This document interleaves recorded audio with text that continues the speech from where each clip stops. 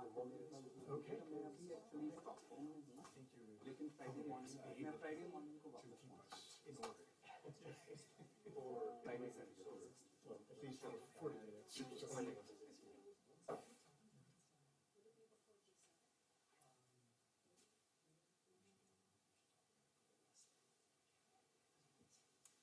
And I thought you were start downstairs.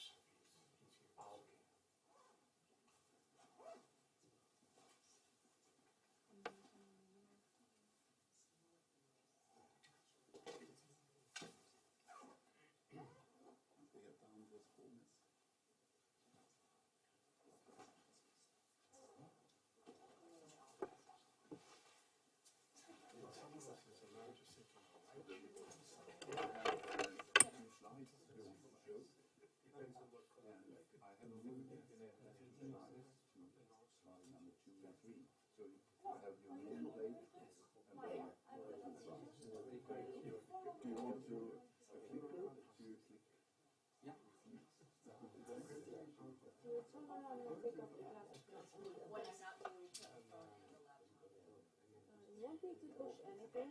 No.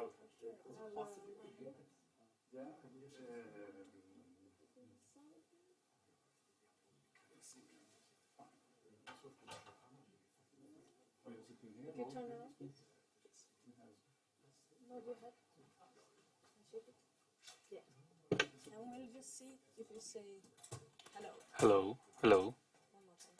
Hello. Yeah. Okay. Good. Thank you.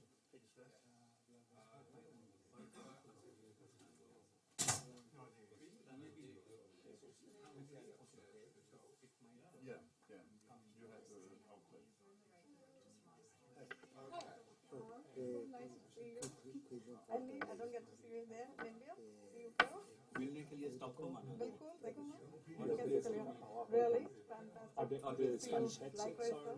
So nice to meet you. the translation? There is no day we don't talk about it. After we कहते हैं हम रोज आपको quote करते हैं. We don't have a translator in here, sorry. Your studies. ये कैसे कहा कि आपको नहीं आते? नहीं आप. Don't we have it? But they said that it was going to be translation here as well. No? Yeah. Do they need headsets as well?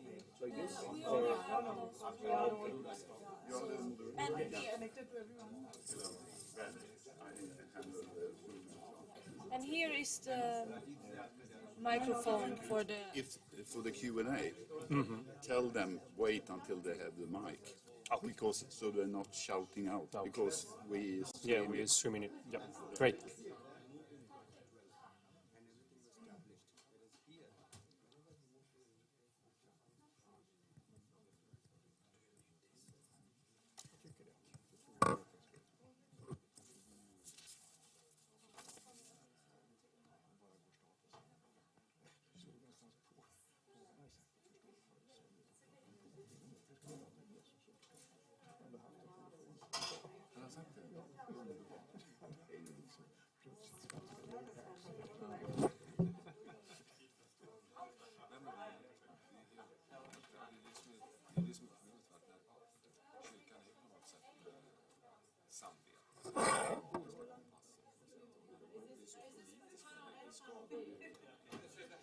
Men det är liksom grejen.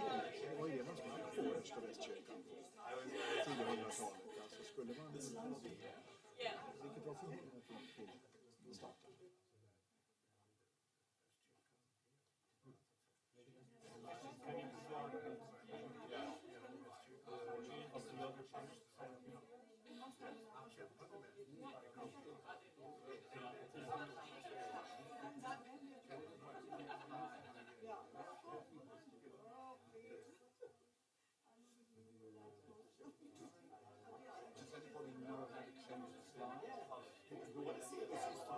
Yeah, we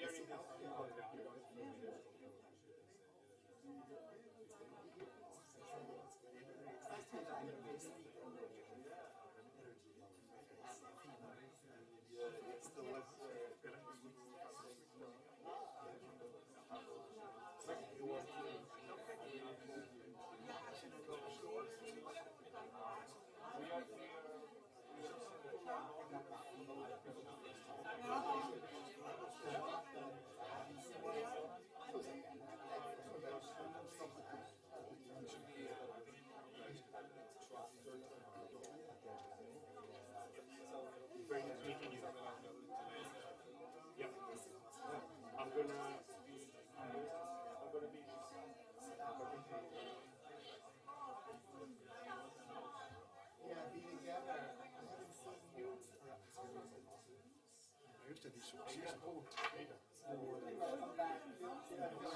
Också Lantbruksakademin. Ja, just det. Det har du rätt i. Ja, det var länge sedan.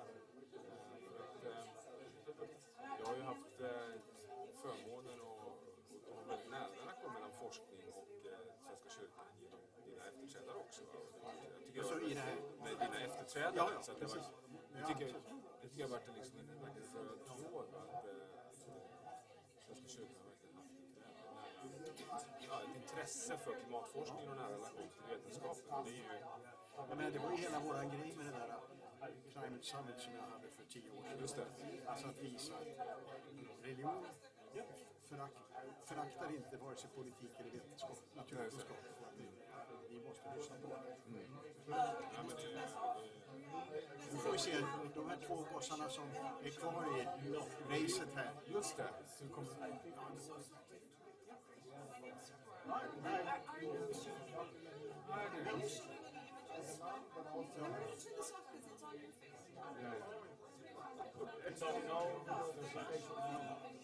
You just have to look at us. Nice to meet you. So how's it going? Great.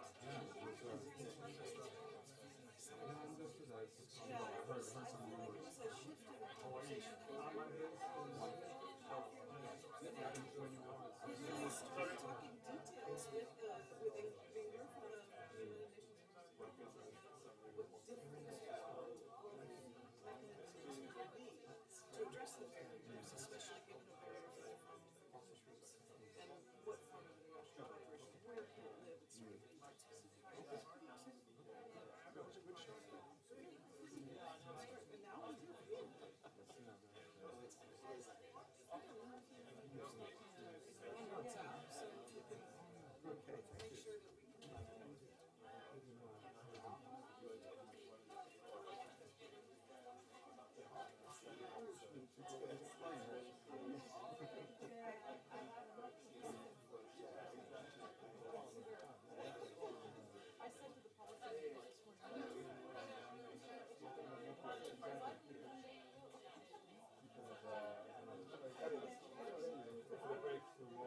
Yes, please. I'll stay. Please. I can follow up. Thank you. Jo, men de här båda, ingen av dem har klivit fram i de här frågorna. Men de är inte ointresserade, tror jag. De har ju i alla fall funnits med bakom klimatstiften. And then it's going to be... Men det är klart, lika profilerade som Antti och jag var gammalt intresse. Det har de inte varit hittills, men det kan ju komma. Ja, men det kan ju komma som sagt. Vi får ta och sätta upp ett tidigt This is möte. a little Ja, det vore viktigt. Det ska vara klart här nu om några veckor. Och sen, jag har inte I'll be to everyone. Or you can just switch. det berör ju inte mig. Jag får ju min pension ändå. Ja, just det. Ja, men det är ju spännande att det blir något konkurrens. Kanske hälsosamt att det är lite brockigt i den här typen av... Ja, fast jag tyckte det var när jag var då så var det ingen konkurrens. Det var därför jag blev... The order is going to be the Archbishop first, then Johan, then... Nej, för de som, det är lite så jag tänker mig de som det finns i socialdemokratiska partiet som har svårt i varje läge så är man körd. Just det. Så det är ju liksom... Just det. Jag tror det finns lite så. Going on speaking. So whenever you want me to say, just Nej, men hur? Jag kan förstå lite grann. Så jag hade ju sett... don't be so nice. You do. KG lidas och i vassen under. Jag var biskop rätt länge innan jag var i Älvången i Okej. Småland. Någon måste göra det.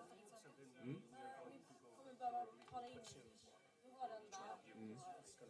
Okej, Okej. Eftersom det är livestream. visst. Ja, det är nog bra ändå att göra det.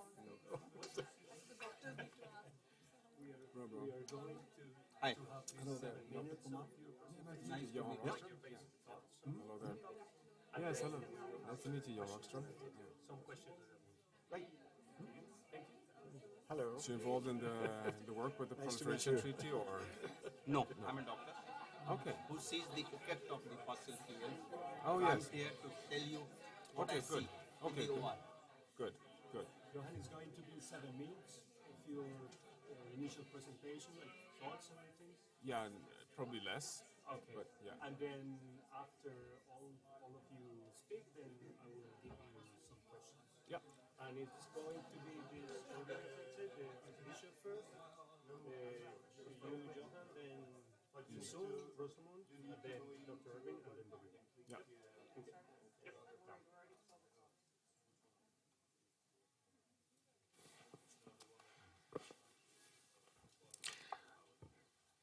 Good morning. It is a pleasure for me to be here. My name is Andres Gomez. I'm part of Friends of the Earth Colombia, and we are joining here this fabulous panel talking about phasing out fossil fuels and health, these topics of oil and gas and health. And the expansion of fossil fuels is one of the biggest threats to human and planetary health. We have a fantastic panel today who will address the deadly risk associated with oil, gas, and coal, efforts by mothers and others to eliminate this risk, and why a global plans to phase out fuels and accelerate a clean and fair energy transition is critical on this juncture in time. It is my pleasure to introduce you to our fantastic panel today. First of all is going to be Babrin Kandahari. It's a citizen environmentalist working for clean air. She is spearheading several public movements in Delhi and India for an end to air pollution and for environmental justice, including the campaigns My Right to Breathe, the Delhi Tres SOS, and Warrior Moms. Babrini will be sharing her experience working with other moms to campaign to clean air. We also have via Zoom, Rosamund Adokisi Debra is a Breath Life ambassador and founder of the Eller Robert Family Foundation. She became a clean air advocate after her 9-year-old daughter, Ella, died in 2013 from asthma due to air pollution. Ella was the first person in the world to have air pollution be listed as the cause of her death certificate. Rosamund is also teacher, lecturer, and a honorary fellow of the British Science Association. And Rosamund will share Ella's story and talk about the courageous work she has been doing over the past decade to protect people from fossil fuels, pollution, and additional steps that can be taken today. We also have Dr. Avin Kumar. Dr. Kumar is an eminent chest surgeon, the founder of the trustee of Lung Care Foundation, and the chairman of the Institute of Chest Surgery at Mendata. Dr. Kumar was troubled to see black deposits of toxins in the lungs of non-smoking patients from Delhi, and this was motivated him to start a lung care foundation. Dr. Kumar will talk about the impacts of air pollution and climate change on human health. Professor Dr. Johan Rockström is the director of the Potsdam Institute for Climate Impact Research and professor at the Institute of Earth and Environmental Sciences at Potsdam University. He is an international recognized sustainability and water expert who created the new planetary boundaries framework for human development. Professor Rockström will touch on the latest IPCC assessment reports or YMO report, State of 2021, published last week, a status quo of climate science, why we must urgently act and phase out fossil fuels. And Reverend Anders Weird was the Archbishop of Sweden, has been a long-time eco-leader in Sweden and internationally. He led the Church of Sweden to be the first religious body in the world to divest from fossil fuels. Archbishop Anders will share his experience working to end the era of fossil fuels. We will have an order of interventions here. The first will be Archbishop Anders, and we will have like 7 minutes for each presentation, and that will be great. So it's an honor for me, Archbishop, and for us here to hear your voice first. Thank you very much. It was interesting to hear what I was going to talk about. And now we will see if it comes out that way or not. Yes, I was the Archbishop of Church of Sweden for, I think, 8 or 9 years, until 8 years ago when I retired. So my experiences are old. But around 2009, we had an international interreligious climate summit in Uppsala. That meant a lot, I think, to many religious bodies, to an eye-opener to many of them. And I have been involved in these natural science and theology things all my life. For me, climate change is an issue of religious values and of human moral values. I do, of course, believe that God wants us to respect the earth. But I also do know that it is in our own enlightened self-interest to respect the earth and to create a society that protects the most vulnerable, to ensure that everyone has the opportunity to fulfill their potential, to live a healthy life. These are simple teachings, not easy to follow. But there is no question that they are right and good, and that we should strive to fulfill them. That is why, when I was Archbishop, we divested our investment holdings from fossil fuel companies and became one of the first, or probably the first larger religious group in the world to do so. We did this because we had made moral and theological statements about caring for the environment for years. So we simply had to. We knew that fossil fuels were the cause of the climate crisis. We knew that we needed to act and to lead by example. Thanks to a very committed and competent financial team, we were able to do this very successfully. We learned from this experience that even when something may seem difficult, it can be done if the task is approached with resolve and intelligence. Like all of you, I remain deeply concerned about climate change. Despite the importance of the Paris Agreement and all of the efforts that we have made collectively around the world, we are far from where we need to be. The production of fossil fuel continues at a rate that is utterly unsustainable. The carbon is not left where it belongs. Millions of people are already suffering the impacts of climate change, and hundreds of millions more will suffer if we do not act rapidly. We have known this for more than 40 years. But nothing yet has got us to shift away from fossil fuels and towards clean, affordable energy for all, which is obviously possible today. This must change because the threat to humanity and to God's good earth is far too great. That is why I have signed the letter calling for a fossil fuel non-proliferation treaty. And my successor, Antje Jackelén, she did the same. The three pillars of the treaty are aligned with moral and religious values. We must end all new fossil fuel projects now. We must have a fair, coordinated phase-out of fossil fuels. We must ensure that resources are made available to support those countries, regions, workers, and communities that are most vulnerable to climate change and to the energy transition. In the 1980s, several of my friends and colleagues in the faith community supported the development of another treaty, the Nuclear Non-Proliferation Treaty. They saw the world headed in a direction that could only end up as a disaster. Many people thought they were just a group of dreamers or idealists. But the case was made. Now this case is the Fossil Fuel Non-Proliferation Treaty. And that is why I'm so glad to speak with you today and to be present in this panel.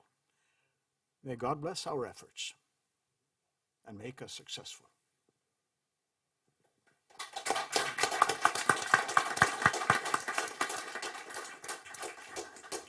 Thank you, Archbishop. And now is the turn for Johan. Thank you. Yes, thanks. And let me start just to make one clear statement that I know that Rosa Monkisi and Ivan Kumar and Babin Kandari will be digging and providing us with even more really important evidence from. But as a climate scientist, I think it's important to start by saying that I find it completely unacceptable that we're allowing up to 8-9 million people to die prematurely every year because of air pollutants caused by fossil fuel burning. This is a higher number than the people that we lost during the pandemic. We are today at an account of roughly 15 million, but it's gone over 2 years. So we are just accepting something which is larger in terms of human suffering than what we all agree is an unacceptable crisis, the COVID-19 pandemic. So that is just enough to draw a line and to support the immediate phase out of fossil fuels. But let me also say that, air pollutants is but one of the direct disastrous impacts we're seeing already at 1.2 degrees Celsius warming where we are today. Because the immediate largest hit on vulnerable communities, particularly in the world, is freshwater scarcity. It is, just look at what's happening in Kenya right now. Just look at the heat in India with 50 degrees Celsius, drying out the whole part of many of the farming regions around central India, which has even forced Prime Minister Modi to stop the export of wheat right as we speak. This is occurring at 1.2 degrees Celsius warming of global mean temperature rise. It sounds like a small number, but you know that is more than 100% higher than the warmest temperature on Earth since we left the last ice age. Very few people recognize this. We are so far out in the danger zone already today. Why this reference? Well, it is because we've been around on planet Earth for 250,000 years. We've lived in ice age. We've had a very rough time. We were just a few million people. We were hunters and gatherers. Then we leave the last ice age 20,000 years ago, and we enter the Garden of Eden, if I may use that term, Archbishop. Well, I'm not guarding that.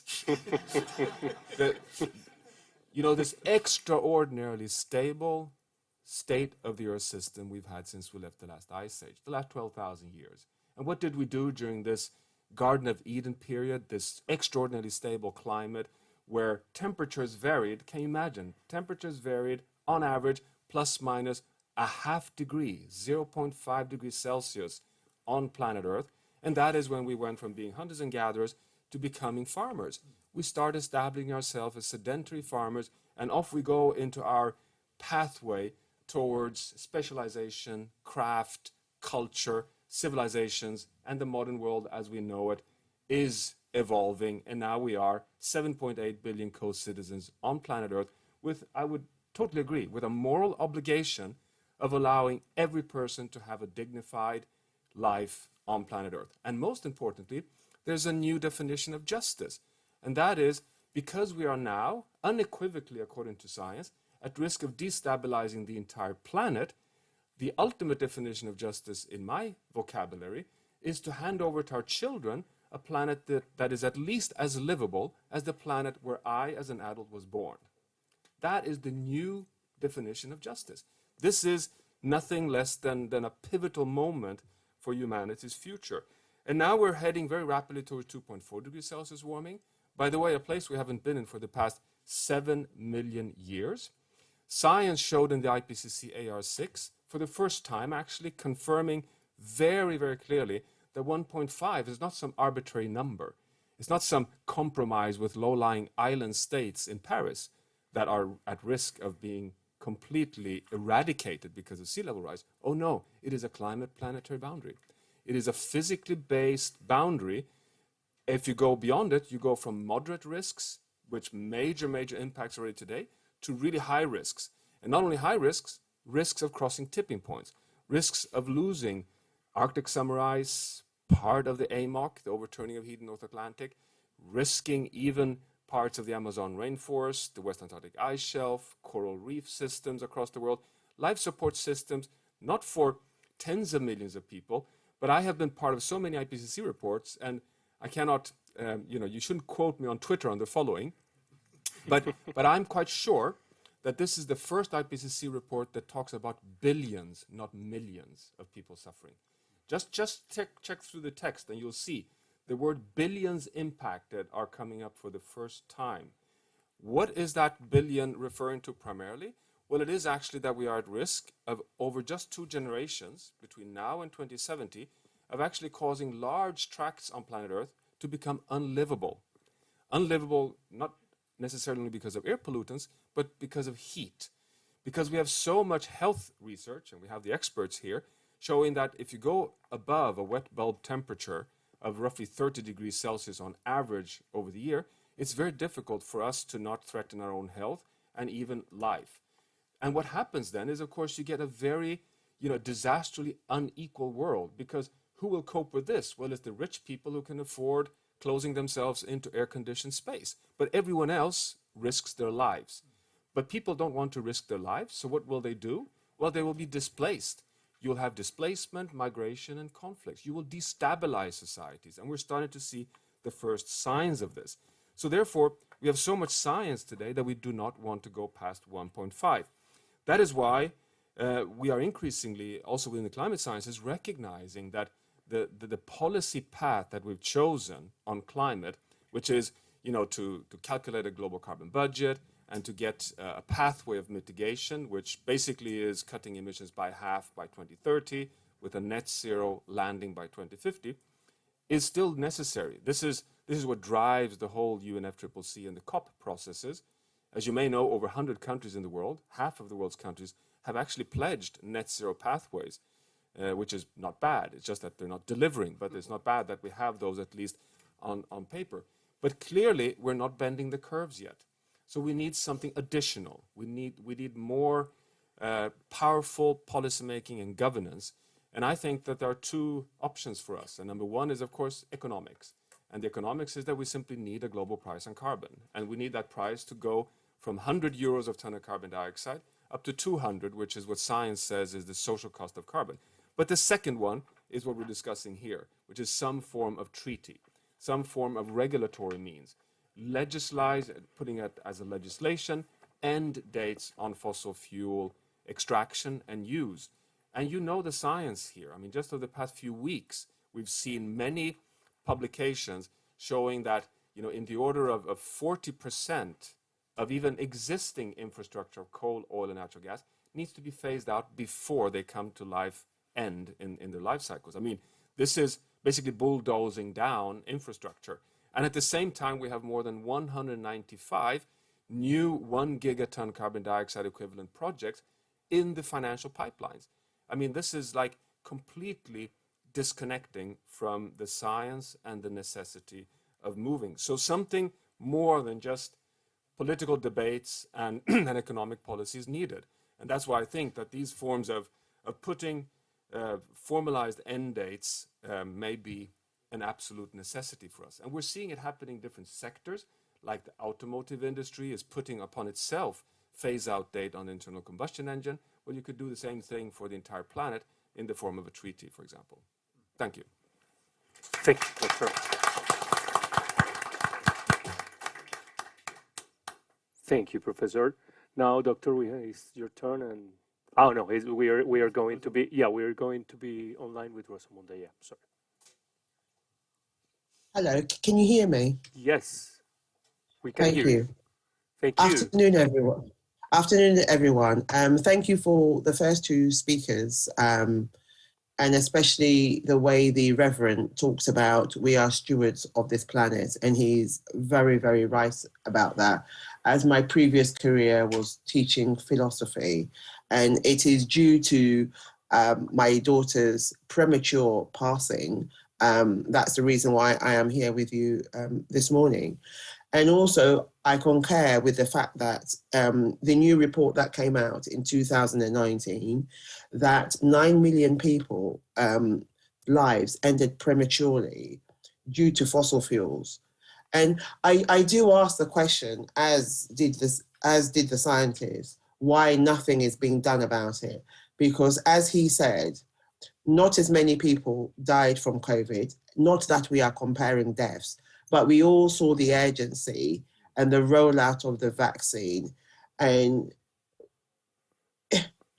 I can't quite work out why, when it comes to air pollution, there is no such urgency. I do question, is it because there are few that are benefiting from it? I don't know. I still find it really strange that my daughter, it took until 2020 that she still is the only person to have air pollution on her death certificate. And those of you in the room may come to your own conclusions why that is. Whenever I talk about her, I always think it's really, really important to mention about her suffering. And I'm sure Dr. Kuma will concur later with this, because we have purposely, because it's incredibly distressing, only put, I suppose, very happy pictures of her out.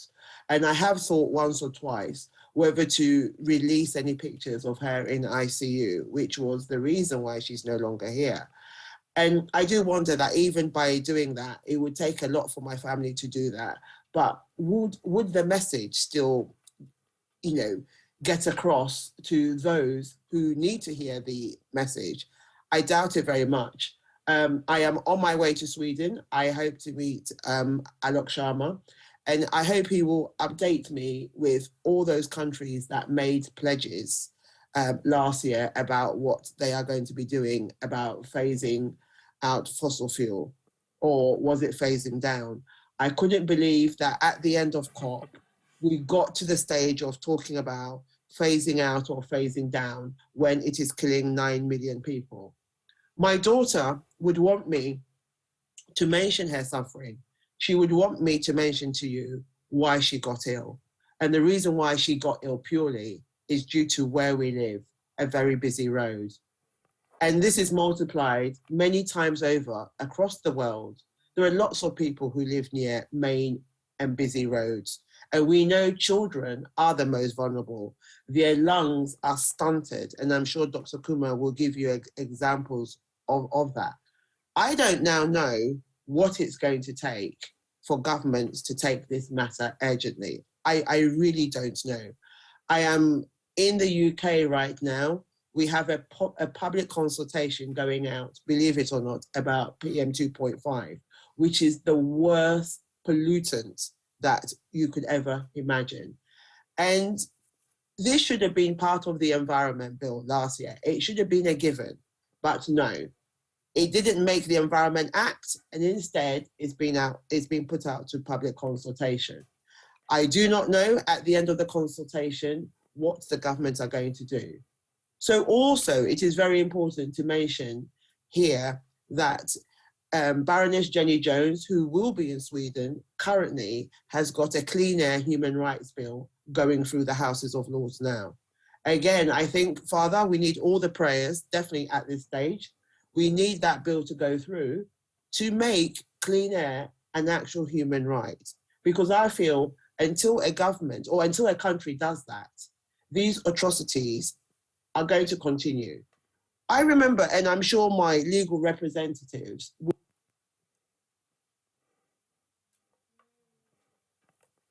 Rosamunda, can you hear us?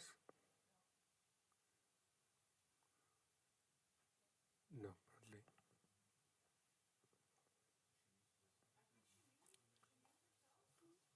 probably. Oh, something happened with. Okay. Can we speak out from this side? Yeah, can Rosamund? Is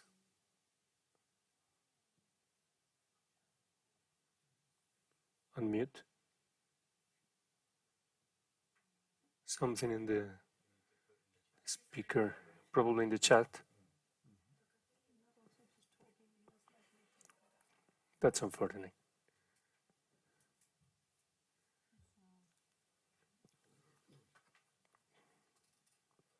She's muted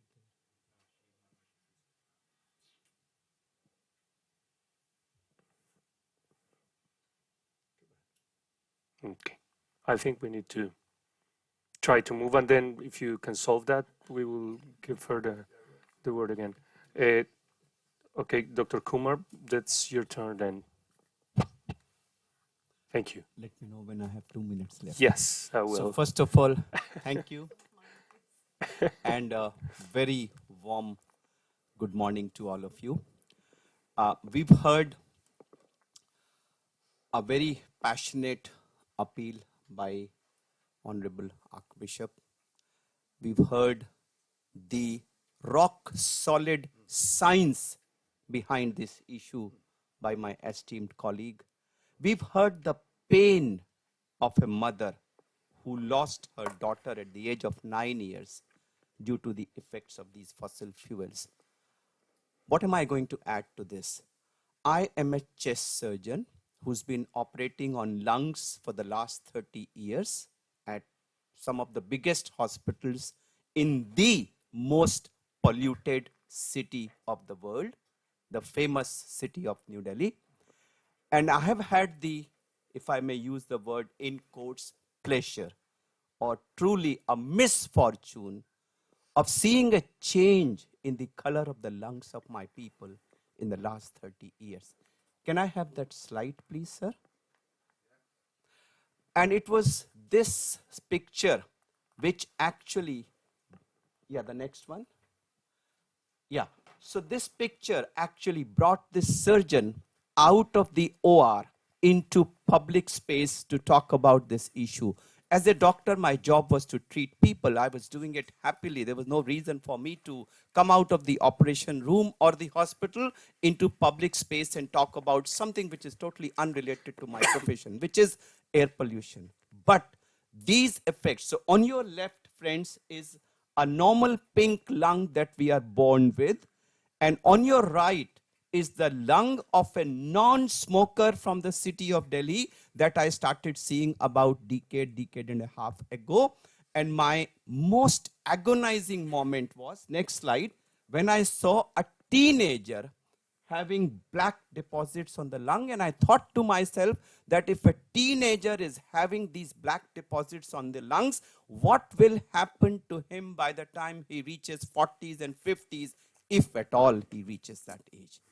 And this set me thinking, as someone who has privy to this information, shall I continue to do my duty and be in OR, or spare some time and come out and share this information with the world? Because all of you may, or some of you may be undergoing this change, but you can't peep inside your chest and know. By the time you come to know, it's too late. So I decided that no, it's my duty, moral duty, obligation to come out and bring these images into public space to let people know what's happening inside the chest due to the effects of air pollution.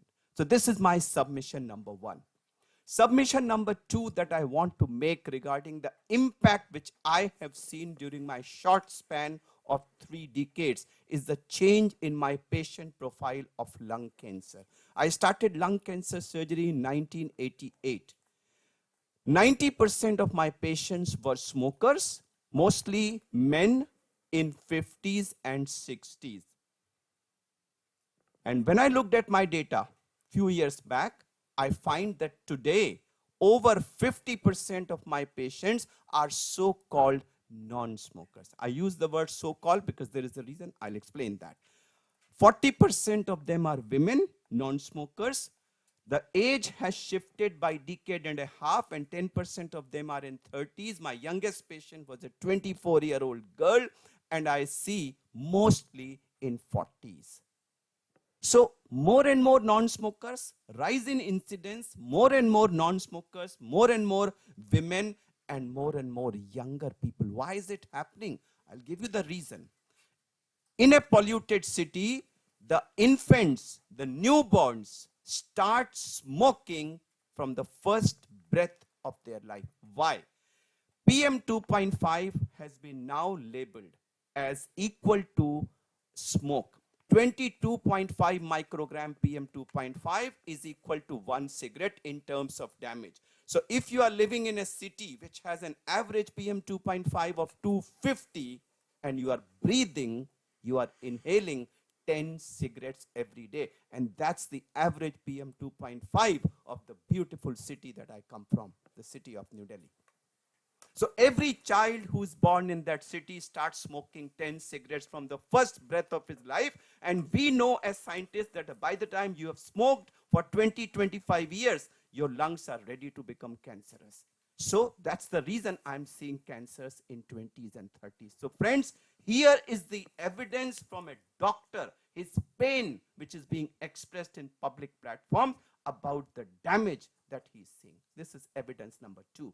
Number 3, 2 years back, Lung Care Foundation, which I started because of being pained by this process, we conducted a study of the incidence of asthma among school children in Delhi. 1,100 children between the ages of 14 and 16 years had a 42-question questionnaire as per international guidelines and an on-site spirometry, which is the best way to assess your lung function, done under medical supervision on site in the school.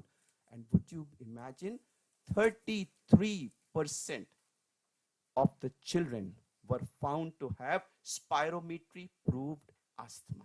Can you believe it that 1 out of every 3 child in the city of Delhi has spirometry proved asthma? And tragic thing was 90% of them were not even aware and less than 3% were on treatment. And we know that asthma, if treated, people do well, and if not treated, we don't do well.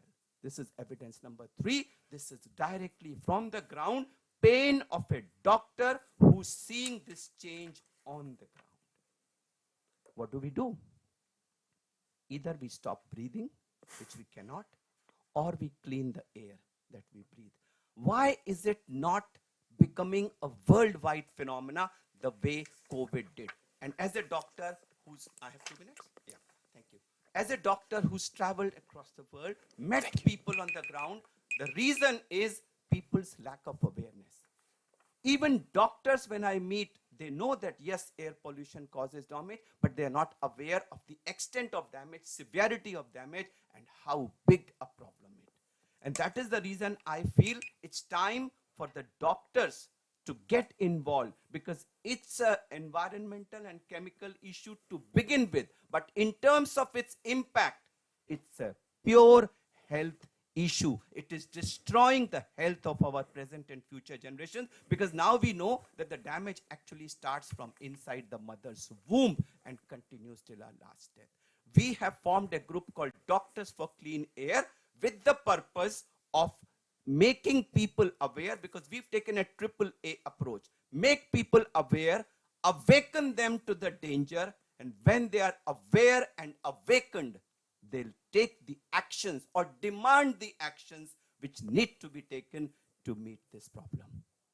I strongly believe that it's time. Of course, everyone has to contribute, but since air pollution and climate change are major health issues, doctors across the world should rise to this occasion, make people aware, make them awakened, and ask them to start a global movement from bottoms up approach. And when people start asking for it, the politicians will not come and make pledges and go away and forget.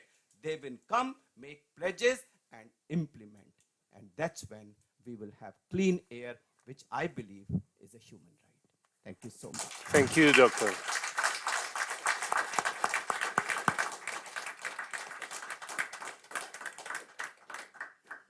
Thank you very much, Dr. Vabrim, please. It's your turn. So I don't know what to say. Everything has been said, and of course, Dr. Kumar's very elaborated. The city where I'm coming from, the most polluted city of the world. When the priest said it, the father was so right. The scientists have said it. The doctors have said it.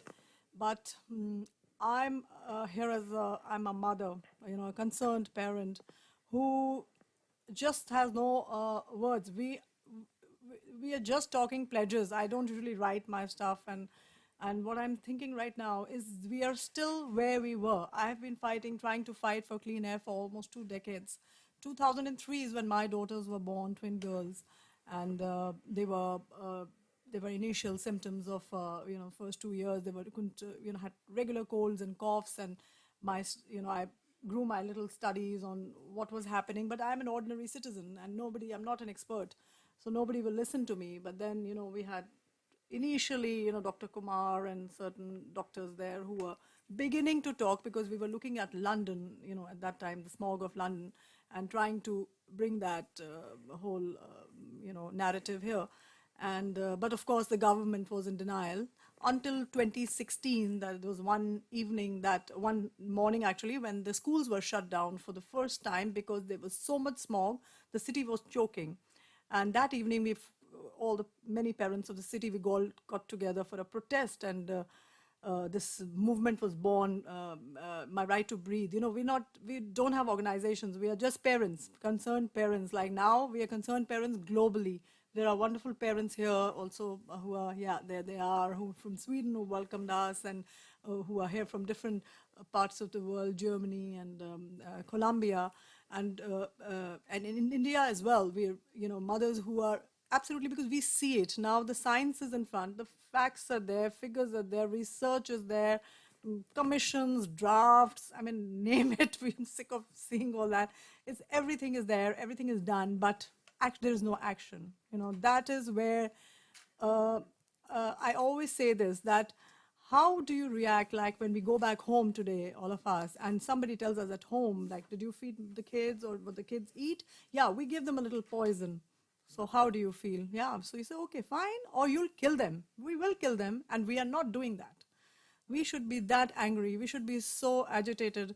And that's like what Dr. Arvind Kumar has just said, that we must demand that, because we are ready. We come here, or we are hearing all these pledges and these various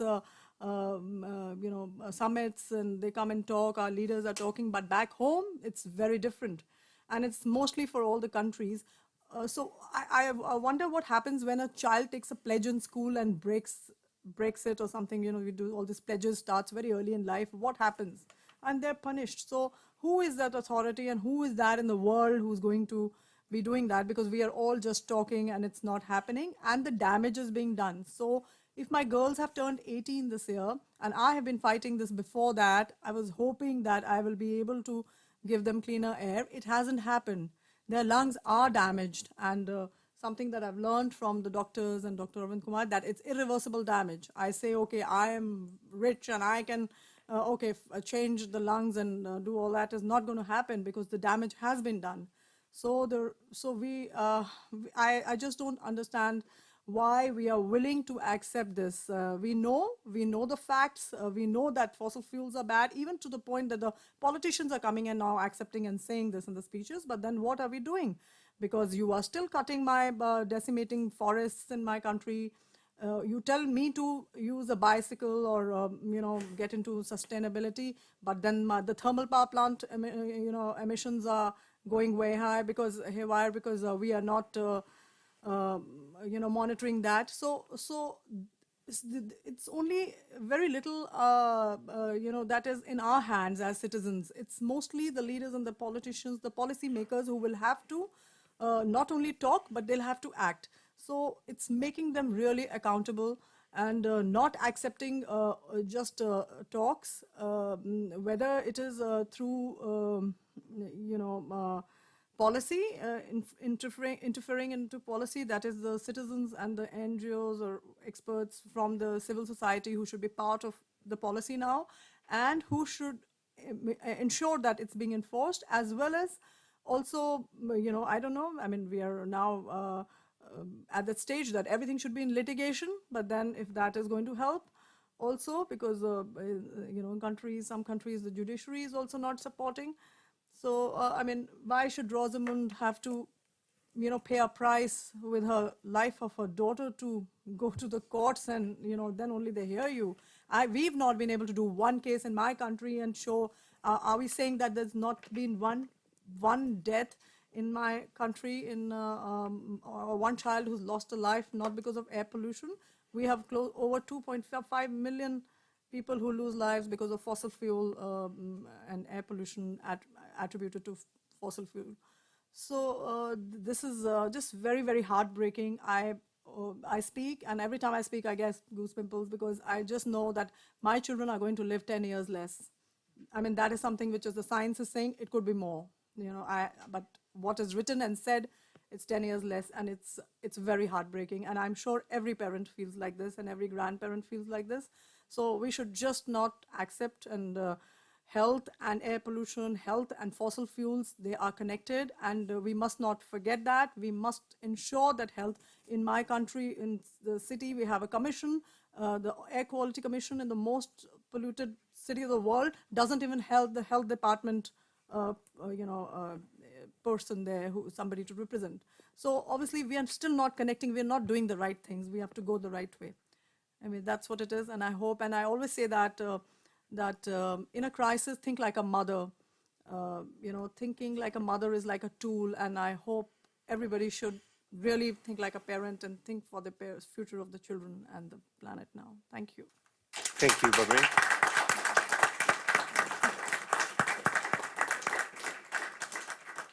Thank you very much. It's been really amazing hearing all your stories and very moving. Like, so difficult to think and to react to that. And I think we can try to build together around just one question because we are running out of time. And these questions arise from what you just said. Like, when you think as a mother, when you think as a woman, I would like to, I don't know, to try to, and is Rosamund like hearing us? Are you hearing us? I can hear you. Oh, I don't know whether you can hear me. Yeah, we can hear you perfectly. Oh, you can. Yeah, okay.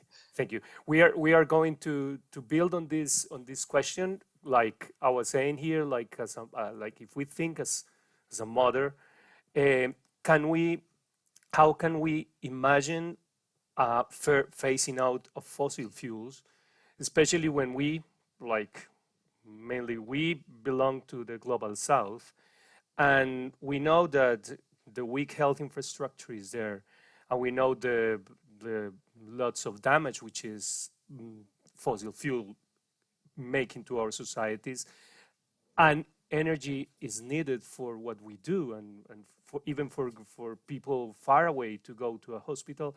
How can we imagine a future phasing out fossil fuels? Like trying to build on that a little bit from the health perspective, from the fairness perspective. Like if any one of you want to start. Yeah, I can go first. I think every parent's worst nightmare is outliving their child. So let's start, and it's quite frightening when you say it. Imagine a life without your child then. Which is more important, fossil fuels or the life of your child? And that would be a starting point.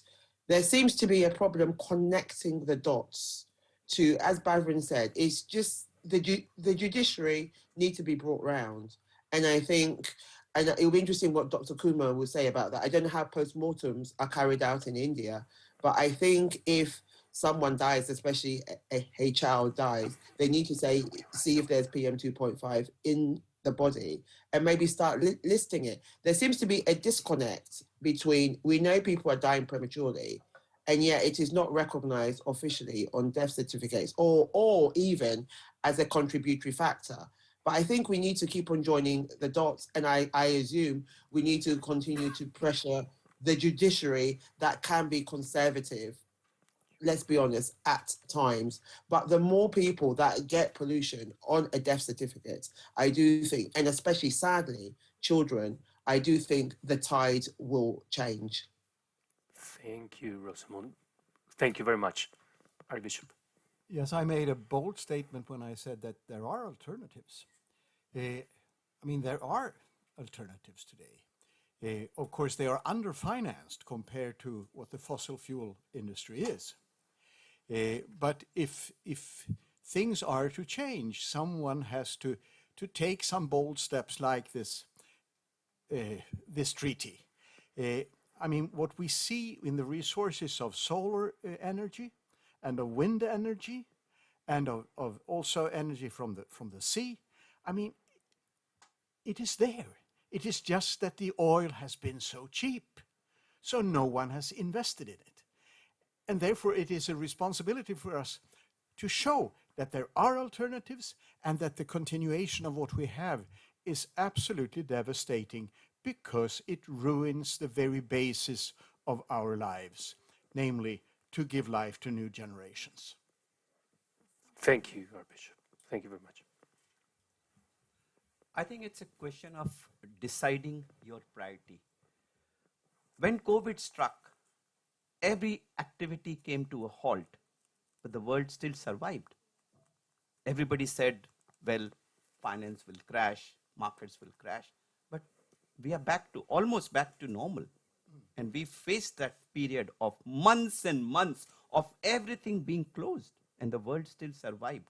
So if tomorrow we were to take a decision, though in the interest of the health of our children, we've got to phase it out. It's not a question that, okay, if an alternative comes, then we'll phase it out. We say no, we are phasing it out. And you will be surprised how quickly, how cheaply the alternatives will emerge, because they are there, but they are submerged by the lobbying of the fossil group. Yep. Thank you, Doctor. Pardon?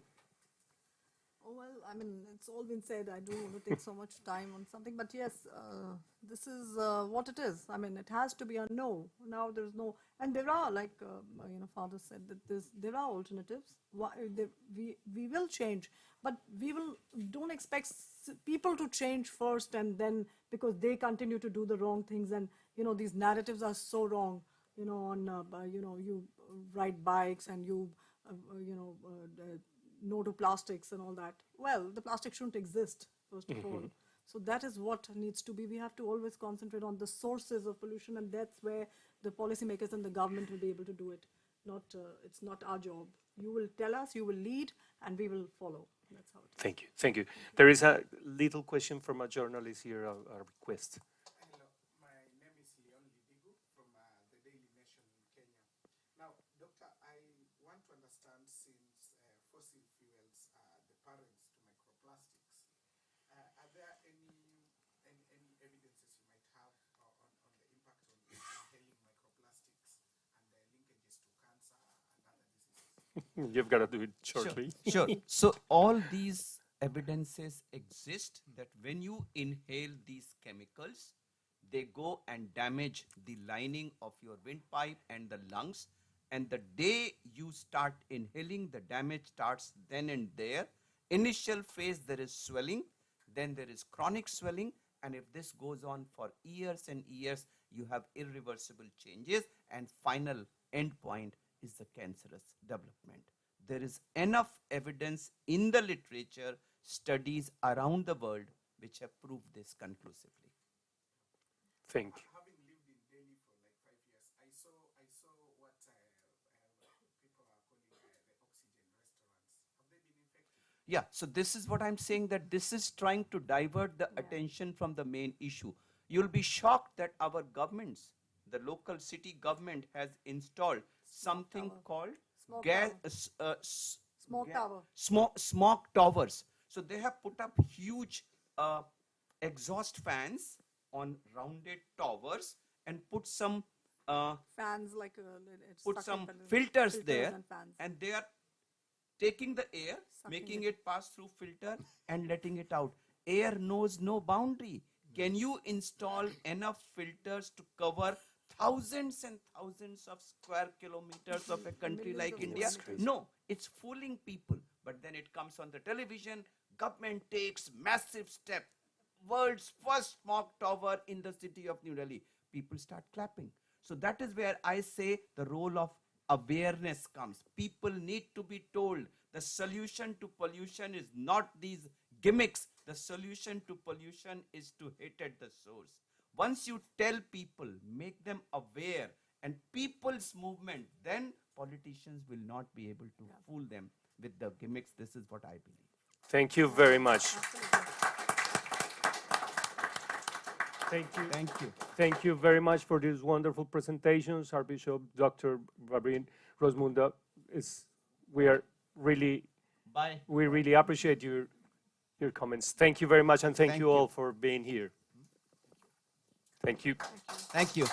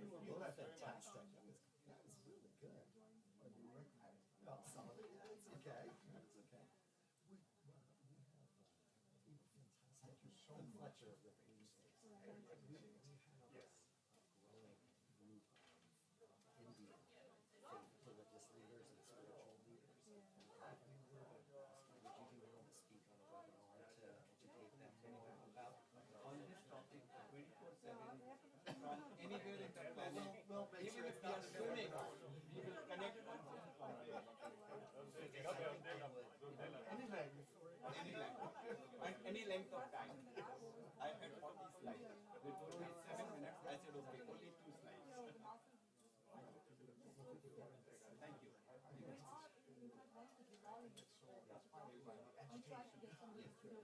So it started with your calmness and then ended in my education. But you were very forceful, and I think it's coming from a religious organization like that, it's very important organization. I think it's a very important organization. I can very powerful. I'll hand it from the trading team because we're involved with our church has a association of religious churches. So I'll get and then when you dove into it. Yes, because to me it was issue of conscience. And I actually invoke the religious leaders in my family. You have 20 times more followers than the population of this country. That takes time. So, like you say, They still have some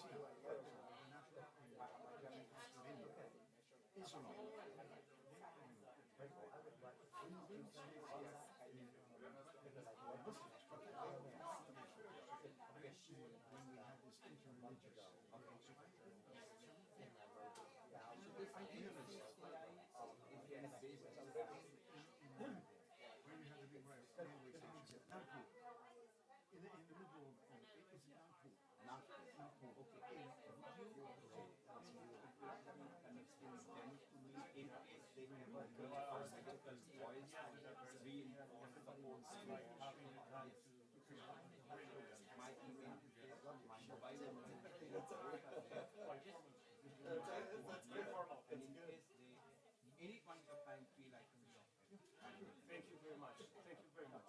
Thank you. Yes, for sure. I'm going to use your numbers for our program. Thank you very much. Yes, we have lots of problems there. Sure.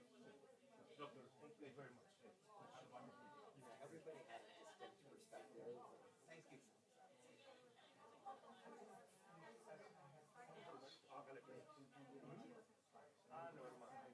That's what I assume. That's fine.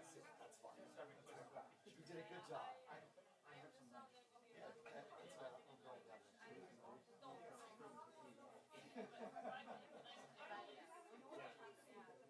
Looks like complicated. No,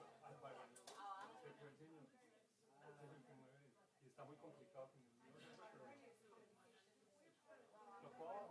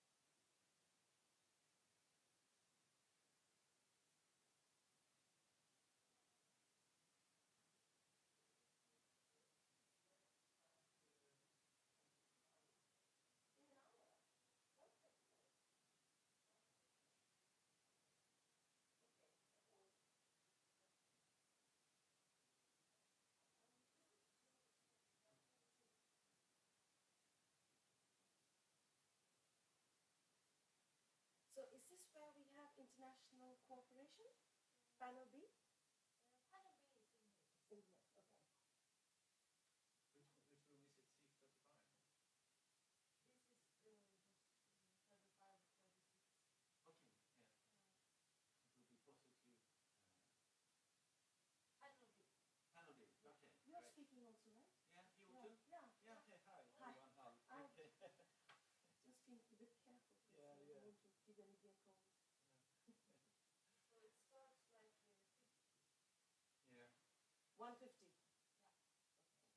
We should have our meeting before with the moderator. That's why. Shall we just sit and chat?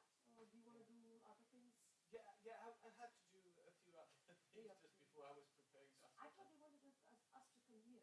Yeah, that's true. Okay. 15 minutes before. Okay, so that's another 10 minutes. Yeah, another 10 minutes. Okay, Okay, great. thanks. And I also go downstairs. Thank you. I thought it was 1:30 for some reason. Yeah, I had no. That was my note as well. But when I came here, they said no.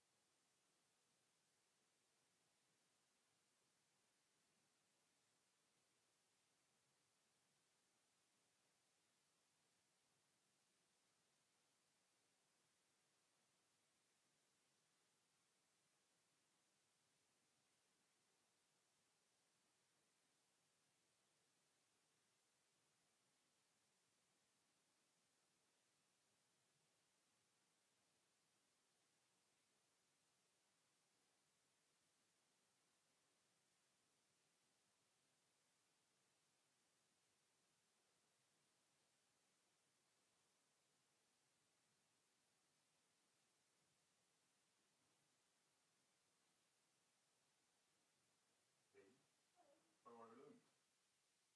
Ja. Jag kommer in och frågar när det börjar. Ja, det står där. Jag var ute och käka.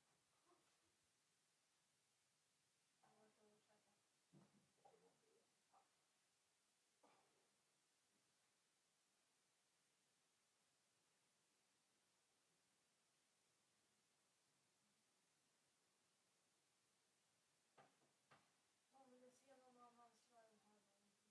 Den moderaterna med om den inte skickat någonting. Jag sa att det är De vill se... föregående slide. Den här är min nästa. Ja. Det var lite varierande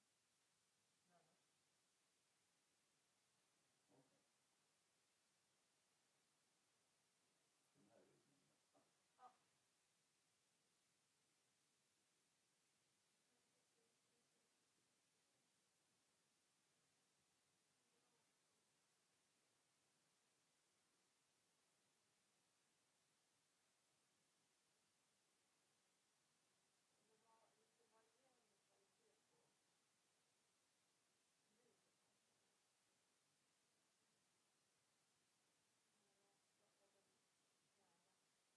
Ja, som nu hon sista där. Ja. Men för hennes barn var det... Det såg ju bra ut från de mätarna. Ja. Men inte rummet var det inte. Hej. Hej. Svenska. Ja. Ja, kul. Jag kommer moderera nästa Ja. samtal. Där är jag. Ja, där är du. Där är jag.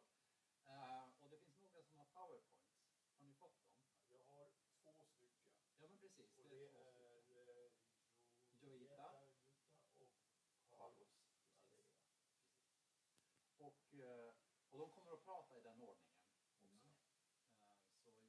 Så när jag vet att pratar så är det bara att ha den i form. Det kommer gå ganska snabbt, om 5 minuter på sig. Kommer ni ha publikfrågor?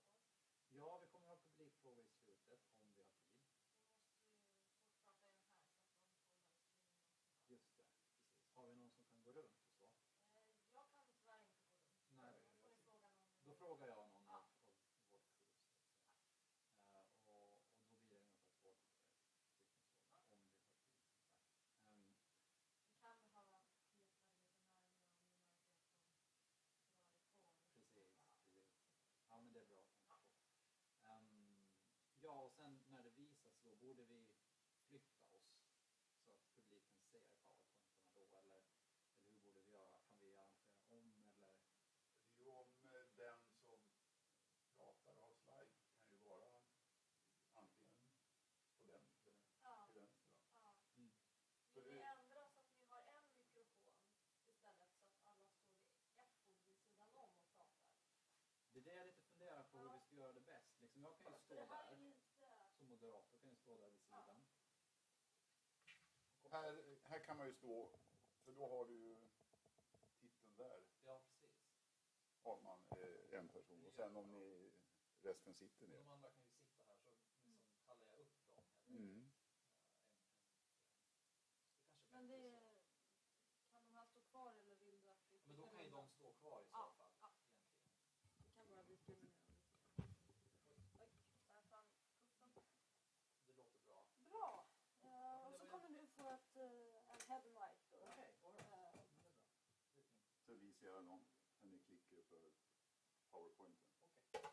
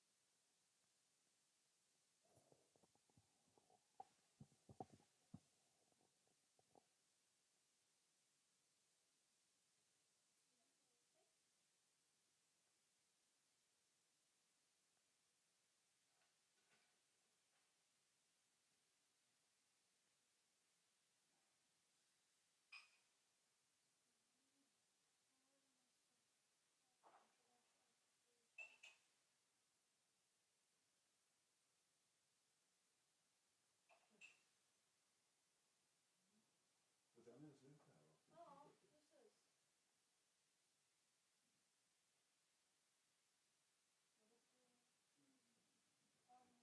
precis. Rum 35, 36, möte klockan 11, 45, 12, 40, 13, 50, 14. Så står det allt utställningsbefäl. Men det här måste kunna gå vidare direkt. Precis, det här måste vi kunna gå och börja på. De lär inte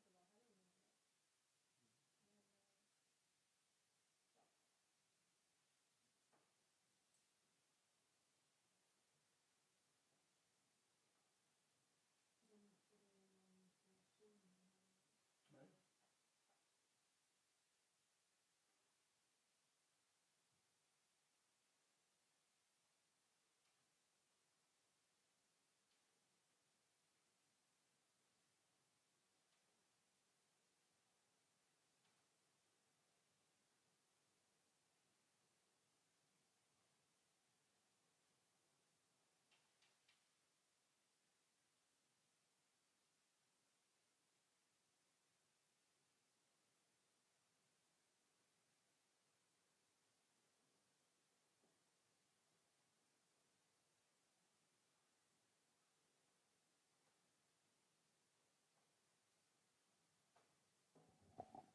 Hej, hallå.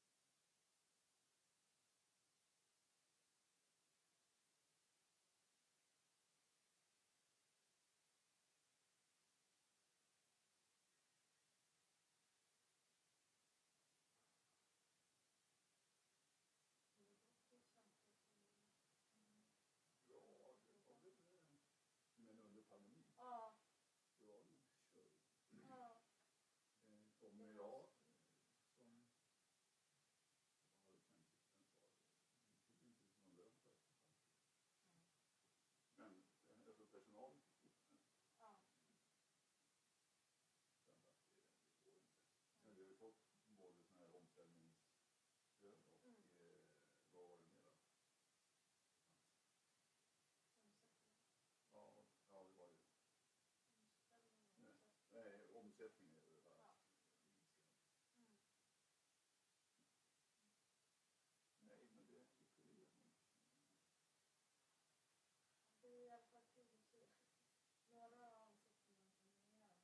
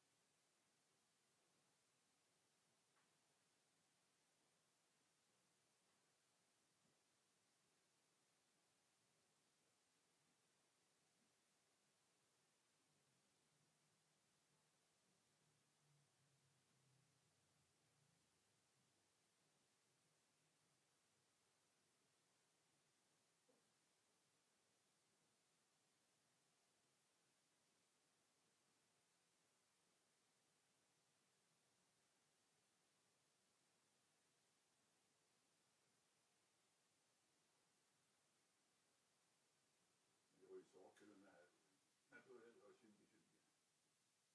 Ja. Då köpte vi lädervägg för nästan 2 miljoner. Som tog ut på en mässa.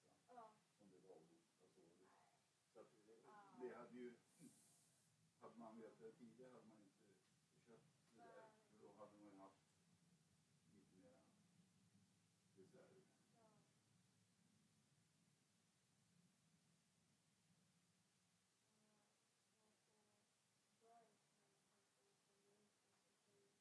Ja. Det är jobbigt för er som har stora barn.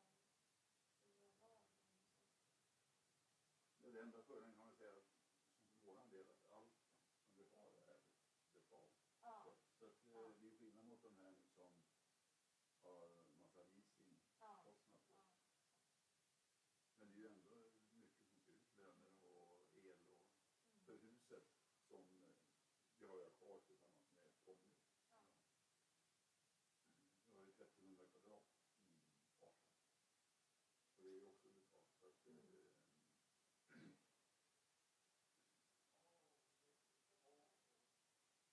Can I talk anymore? Hello. There's no freedom of speech. There's no freedom of arrangement, civic space. I know. And the courts are also completely taken over by his. And he learned it all from Trump. So that's also very. I know. Because he would never have thought about it himself. Yes, my number one contact in India is Dominic Harper. Yeah. Yeah. Dominic Harper. Yes, she has suffered so much harassment. Fortunately, she has survived the COVID. She has? Miraculously. Her entire household staff tell you that she's been herself. Yeah. And it's whenever we go to India, we stay in her house. And det här programmet är stays in our home. Or when she came to Italy, she stayed in our home. It's been such a close relationship. You also with Romesh, you know. man kan ju bli importerad som det bara. Yeah. Such a big country, it is. But we had excellent contacts there. We have wonderful experiences from India. We love Indian food. Yeah. We make it every week at home also, at least once a week. Well, vegetarian food in India is quite nice. Well, South Indian, yes. Yes. But we like North Indian food also. We don't eat much meat, but chicken sometimes. So what is your experience of this workshop? I went for the gender one, and weapons of mass destruction. It was quite interesting. It's short pictures. I'm happy with that.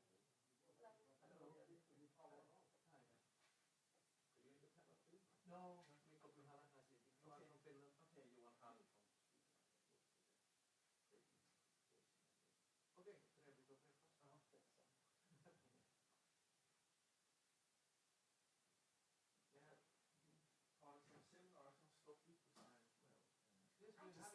Test, test. Yes.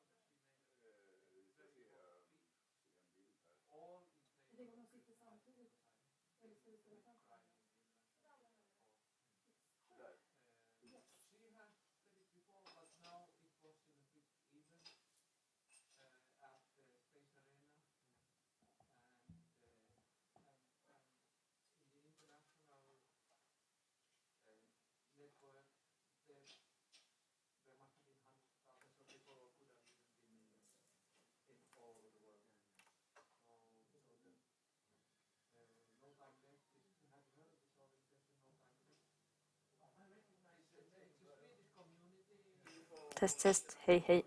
Ja, det var lite väl.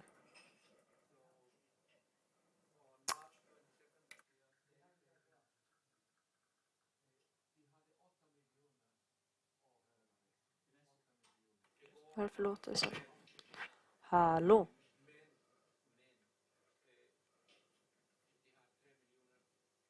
Nej, det är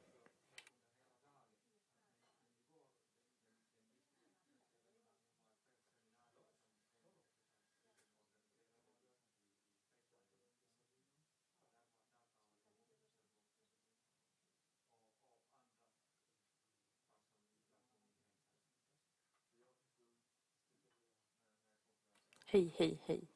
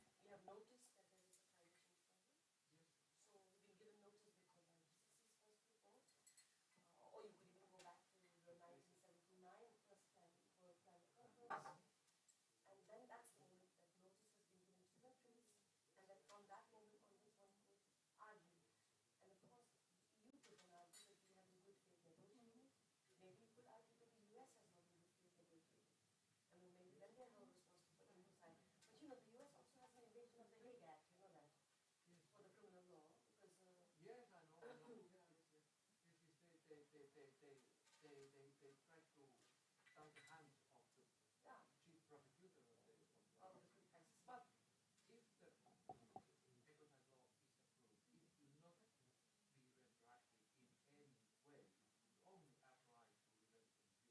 And our feeling is that the impact will mainly be preventive and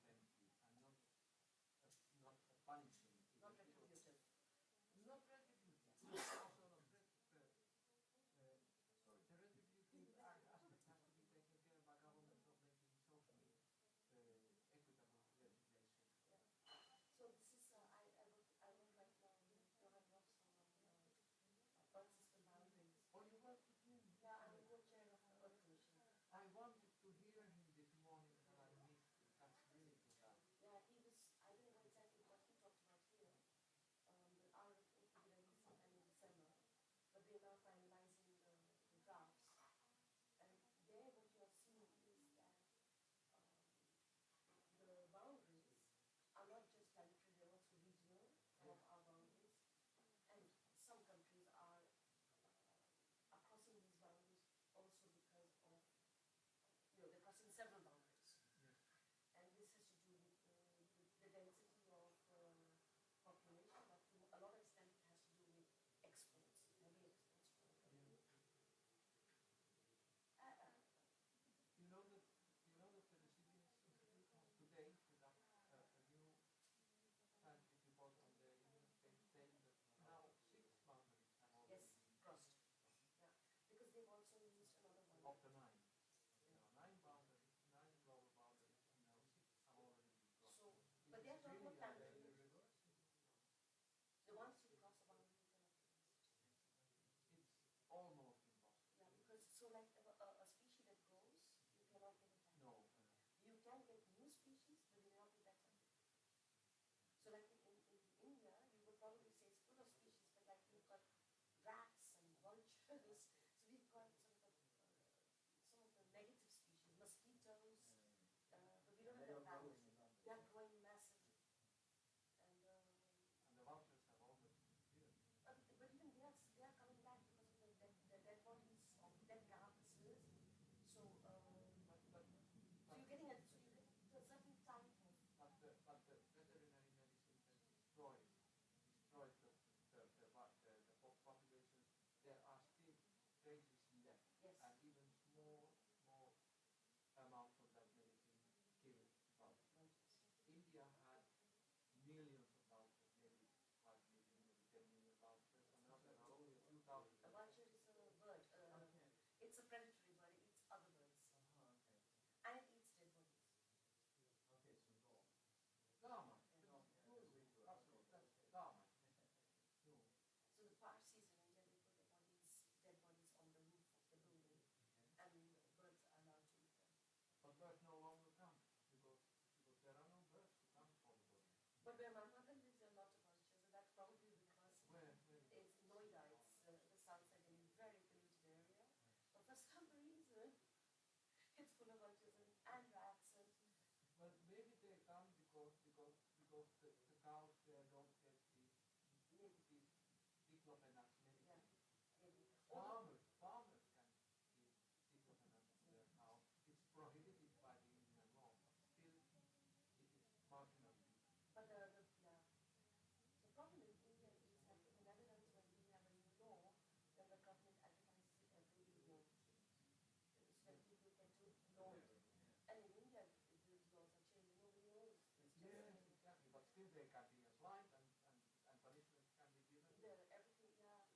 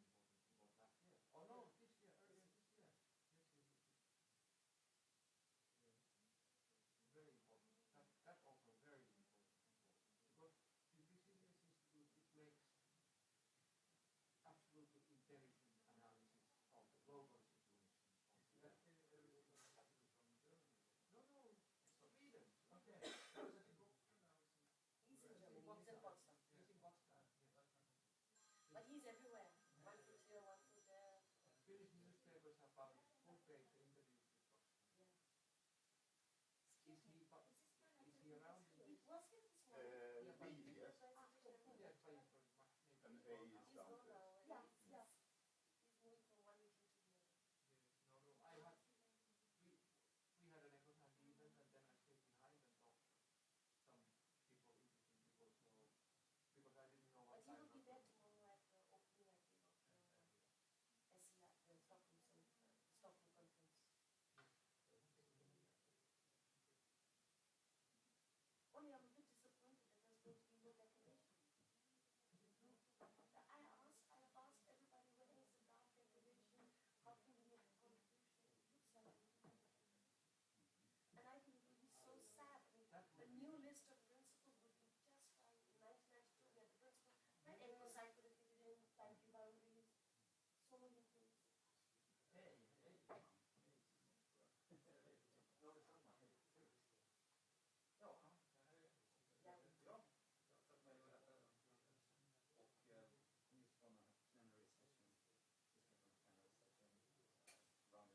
Oh, that was the report back. Yeah, the report. Ah, Yeah, I actually said that he shouldn't be here. yeah, I know. You got the right one. Yes, me too. To be there. Oh, no, you can't do this one of the organizations. Yeah. I was saying, I shouldn't be here. Why send them instead? So, we can sit here, actually, the panelists can sit here. And what is at the front row? I don't know that. Hello, Paolo. Hello. Hello. Hi, nice to meet you. You can present a PowerPoint presentation. Yeah, So you are ready to have it? Yeah, because I sent it in the morning. Okay, perfect. I will just give you the whole 101, and when you go up, you can just click Yeah. and it will be at your right. Perfect. Thank you very much. Everything is very. 5 minutes is 5 minutes. No, I can speak on that. But you can Okay, we can take it into the. yeah, proxies. You sit down, I'll sit here. I stayed behind. Sorry.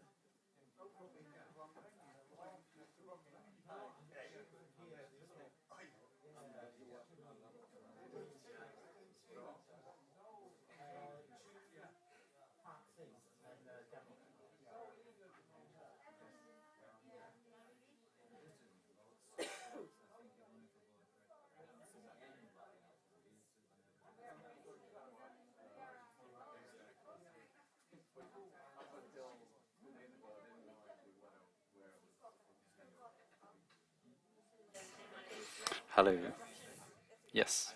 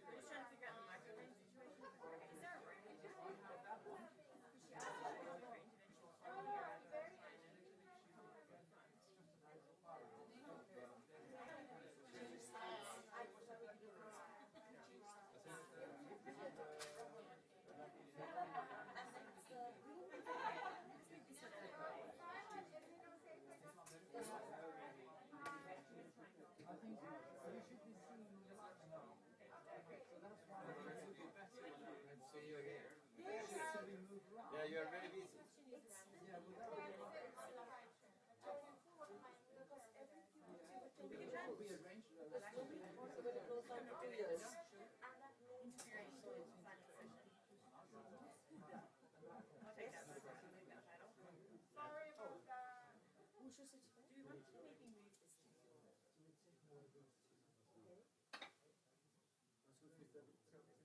To allow him to come here. So should I move the chair to the right?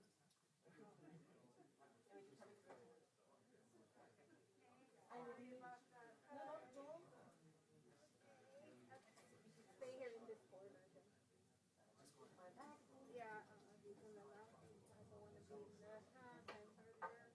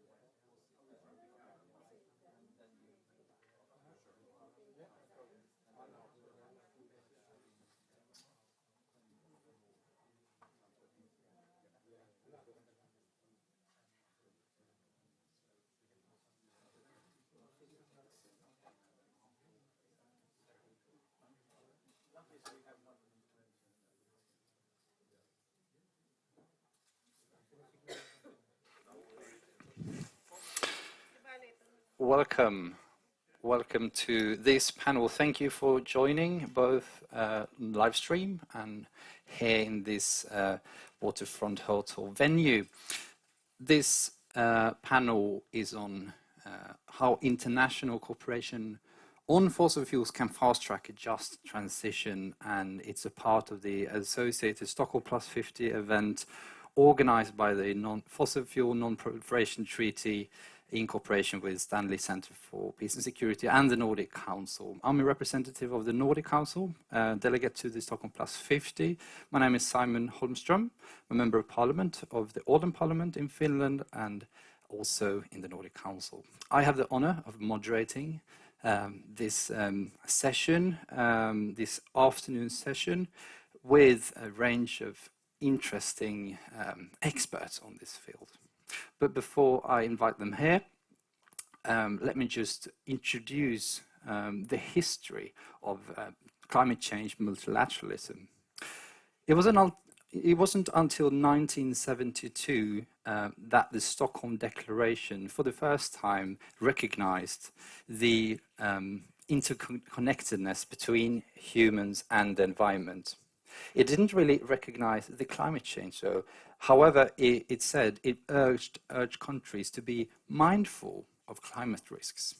20 years later, the Rio Summit devoted no article on combating climate change. However, it set up a new structure, the United Nations Framework Convention on Climate Change, UNFCCC, which negotiated within that structure with the parties, and after a while they set up a meeting in Kyoto in 1997, which was a really breaking time, really seminal moment of time for humanity when the legally binding emission reduction system was set up. However, the US, India, and China did not ratify the Kyoto Protocol, and many have said that it has not really been, the stepping stone of a strategic climate work. We're going to discuss that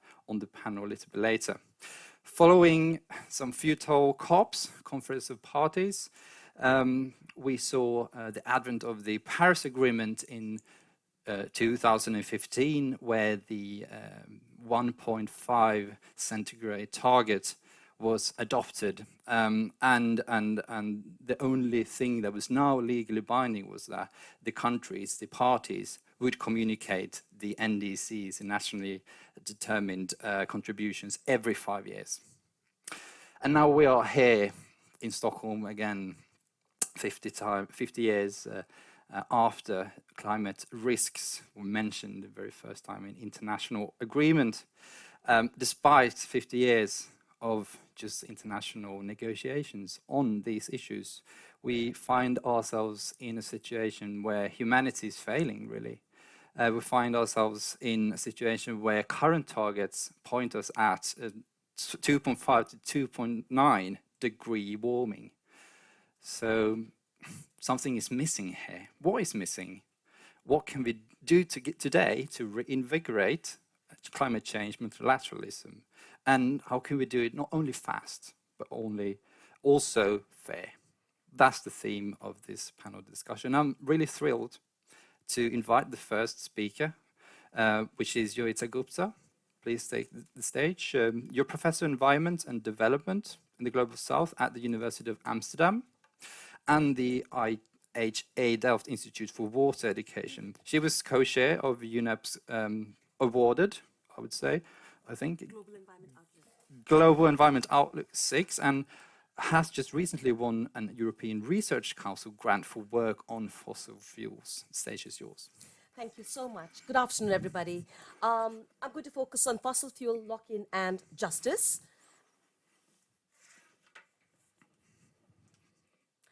So if I just show you time on the x-axis and greenhouse gases on the y-axis, basically, if you want to get greenhouse gases to zero, this means that every year the permissible cake of greenhouse gas emissions is decreasing. So as we move towards 2050, the conflict between rich and poor countries, rich and poor people, will increase about who is going to get the right to emit greenhouse gases. Now, if you look at the history that Simon has just told you, what you find is in the first treaty of 1992, there was an agreement that rich countries should stabilize their emissions. However, it's not going fast enough, sorry. However, what happens is that the target was legally binding but very vague and so therefore not implemented. The Kyoto Protocol was implemented or adopted in 1997 with a target for 2008 to 2012. So between 2000 and 2008, there was no target for rich countries. The Kyoto Protocol target was adopted, but everybody ratified the treaty except for the United States and Canada. So China and India did ratify it. All right. But this one includes the right of some rich countries to increase their emissions. And then between 2012 to 2020, there was the Doha Amendment, and that was also meant to make sure the rich countries would reduce their emissions. But alas, this amendment only came into force on the very last day of 2020. So it did not send a good message to the developing world. And then finally, you get the Paris Agreement, which is for the period 2020 to 2030. So in this 30-year period, there has been a 20-year period from 1990 to 2020 when the United States and Canada did not accept a legally binding target to reduce their emissions, whole of North America. So this has sent a message to the developing world that maybe climate change is not that serious. So this is to give you a bit of the background. Now, what are the big north-south dimensions of this? The first is that the past and present emissions are mostly from the global north. And this affects development prospects of the south, while we are not really questioning whether GDP is a good definition of development. And this is something we have to really talk about. Second, if you look at what the north has done, essentially is to use most of their own resources. And now, more than 82% of the remaining fossil fuels are in the global south. So when we accelerate this phase out, basically we're telling the global south, you cannot use your resources. And this can come over to them as extremely unjust. Third, stranded assets. And I've separated out resources from assets. Assets are knowledge, infrastructure, etc., shares. And what we are seeing is there's a trend towards asset transfer from the global north to the global south. Shares are being sold to global south people. Infrastructure is being sold to the global south. Knowledge is being brought to the global south on fossil fuel. And this is being financed by governments in some ways because they're paying for the export credit to support this. And of course, in the meanwhile, adaptation costs keep going up with existential risks for many. So you find layers of injustice building up.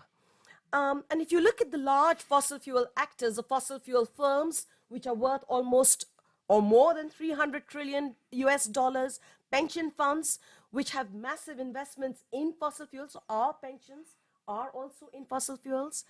Philanthropic organizations have investments in fossil fuels.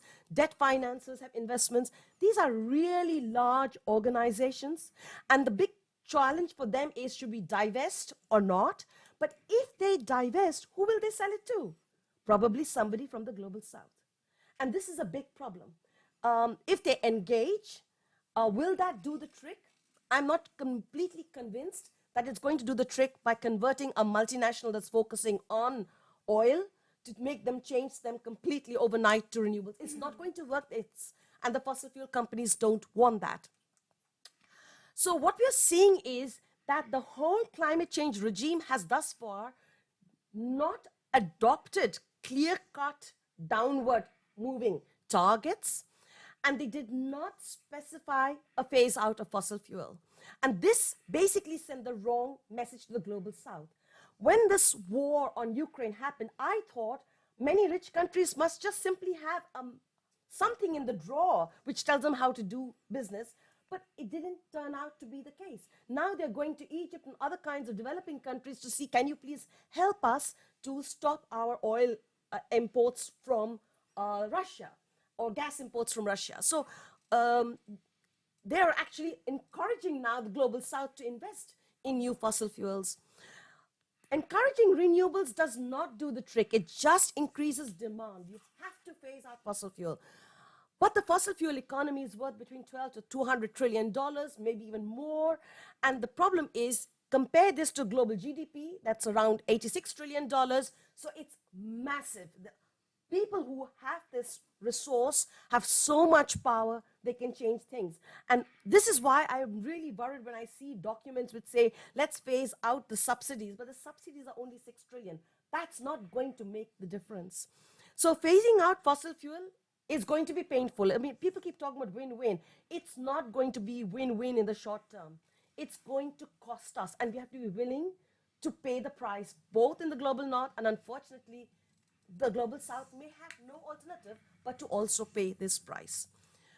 And there's another story over here that I wanted to bring up, which is the role of litigation. Social movements are using courts to shut down fossil fuel enterprises worldwide, and that's sort of good news from our perspective. The bad news is that the fossil fuel companies are suing governments for being asked to phase out fossil fuel. They want to be compensated for phasing out fossil fuel. Very expensive. And I just wanted to, I'll skip that. I'll just say that when we look at Africa, most of the shares and ownership of these firms in Africa are based in non-African countries. So who's making the profits today? And then my last thing, 10 years ago, we were told, don't mix environment with justice. But without a focus on fossil fuels, we cannot address climate change. We cannot force developing countries to phase out their fossil fuel. Border tax controls won't do the trick. Industrialized countries have dragged their feet in addressing the climate change problem, and this has multiplied justice problems. And my belief is that without a just approach, there can be no way to address climate change. Sorry. Thank you so much, Rita, for that, and also thank you for rectifying a politician. That is always very well received. No, joking aside, this is very stark messages that we will bring also to the later discussion. Next up would be Lydie Naspel. You can just come here. She's the coordinator of the Asian People's Movement on Debt and Development, convener of the Asia Energy Network, and coordinating committee member of the Global Campaign on Demand Climate Justice. No worries whatsoever. The floor is yours, Lydie. Okay. Hello, is this working now? No. Hello. Okay. I'm coming from movements in the South, especially from Asia, but also, of course, we belong to networks of movements from the South, and we are asking our governments and our countries to phase out fossil fuels as fast as possible. First, to stop the expansion, and then to phase out as fast as possible. But that has to be done in a just and equitable manner. We've said this often. We can't say it often enough. It has to be just and equitable. And one stark reality that we have in the South is that even as we're grappling with, extreme use of energy, extreme consumption, production and consumption of energy, the majority of the people in the South do not have enough access to energy to meet basic needs. So that's one of the greatest irony, and I will not use the word tragedy from Chipora's message a while ago, because it's something that we can do something about. It's an issue that we can do something about. But still, we believe it's possible and it's necessary, because we know that in order to address climate change, which our people are suffering from the most, as it has been often said, but have contributed the least, then we have to stop the production and consumption of fossil fuels as quickly as possible. But it cannot be done without international cooperation, and that is the whole subject matter of this workshop. And we believe that international cooperation, the right kind of international cooperation, must begin from the acknowledgement that the problem of climate change arises from a highly inequitable and unjust system. And international cooperation must therefore be based on equitable and just cooperation.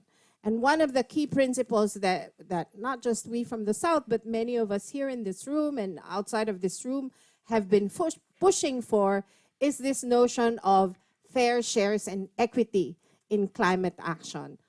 We all need to contribute that, and we all acknowledge that there's differences in responsibility, but we need to translate this very general principle into something that is concrete, based on science, and actually fair and based on historical realities. And we have been pushing for the fact that based on the historical contribution and continuing contribution to the problem, and based on capacity, each country must be doing their fair shares, including those of us in the South. We have our own fair shares in this effort.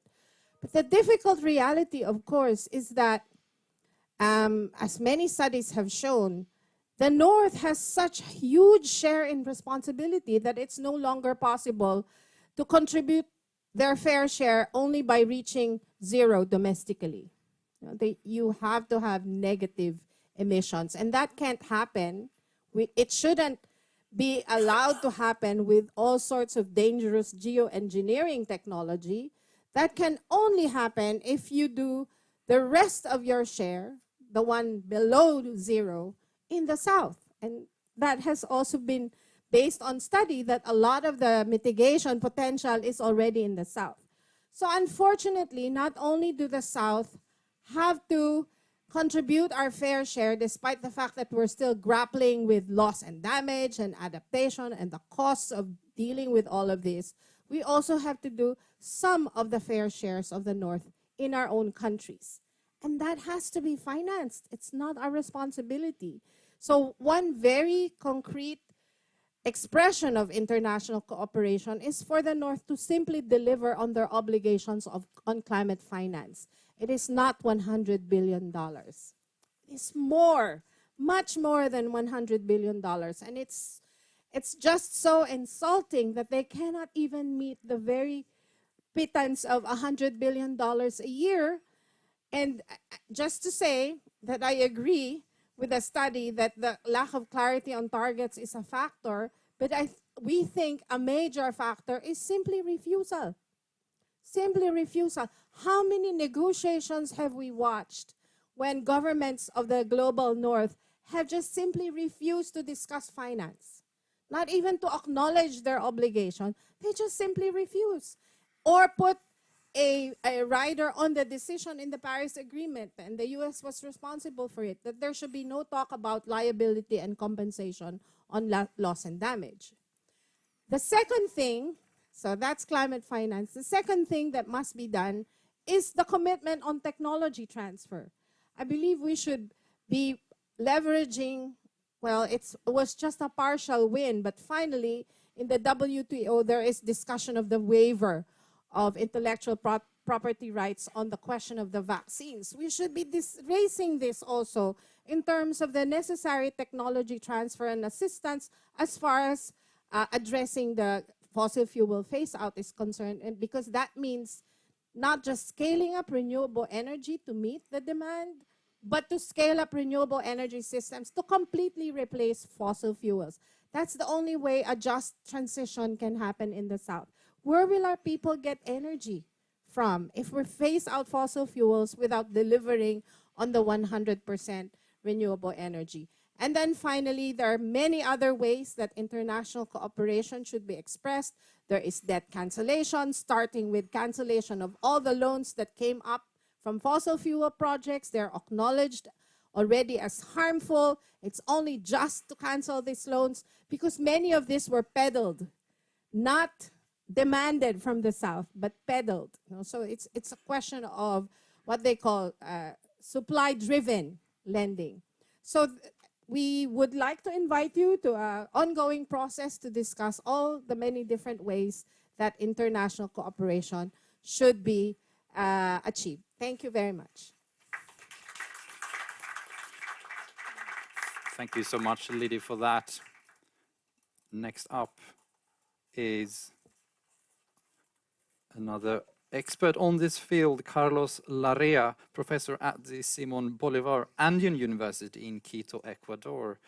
He also got a PowerPoint. Productive scientist, I would say, with more than 50 books and 85 articles published and counting. Has done some work on the Yasuni ITT initiative, an attempt to keep oil in the ground in the Yasuni National Park in Ecuador. The floor is yours. Thank you very much.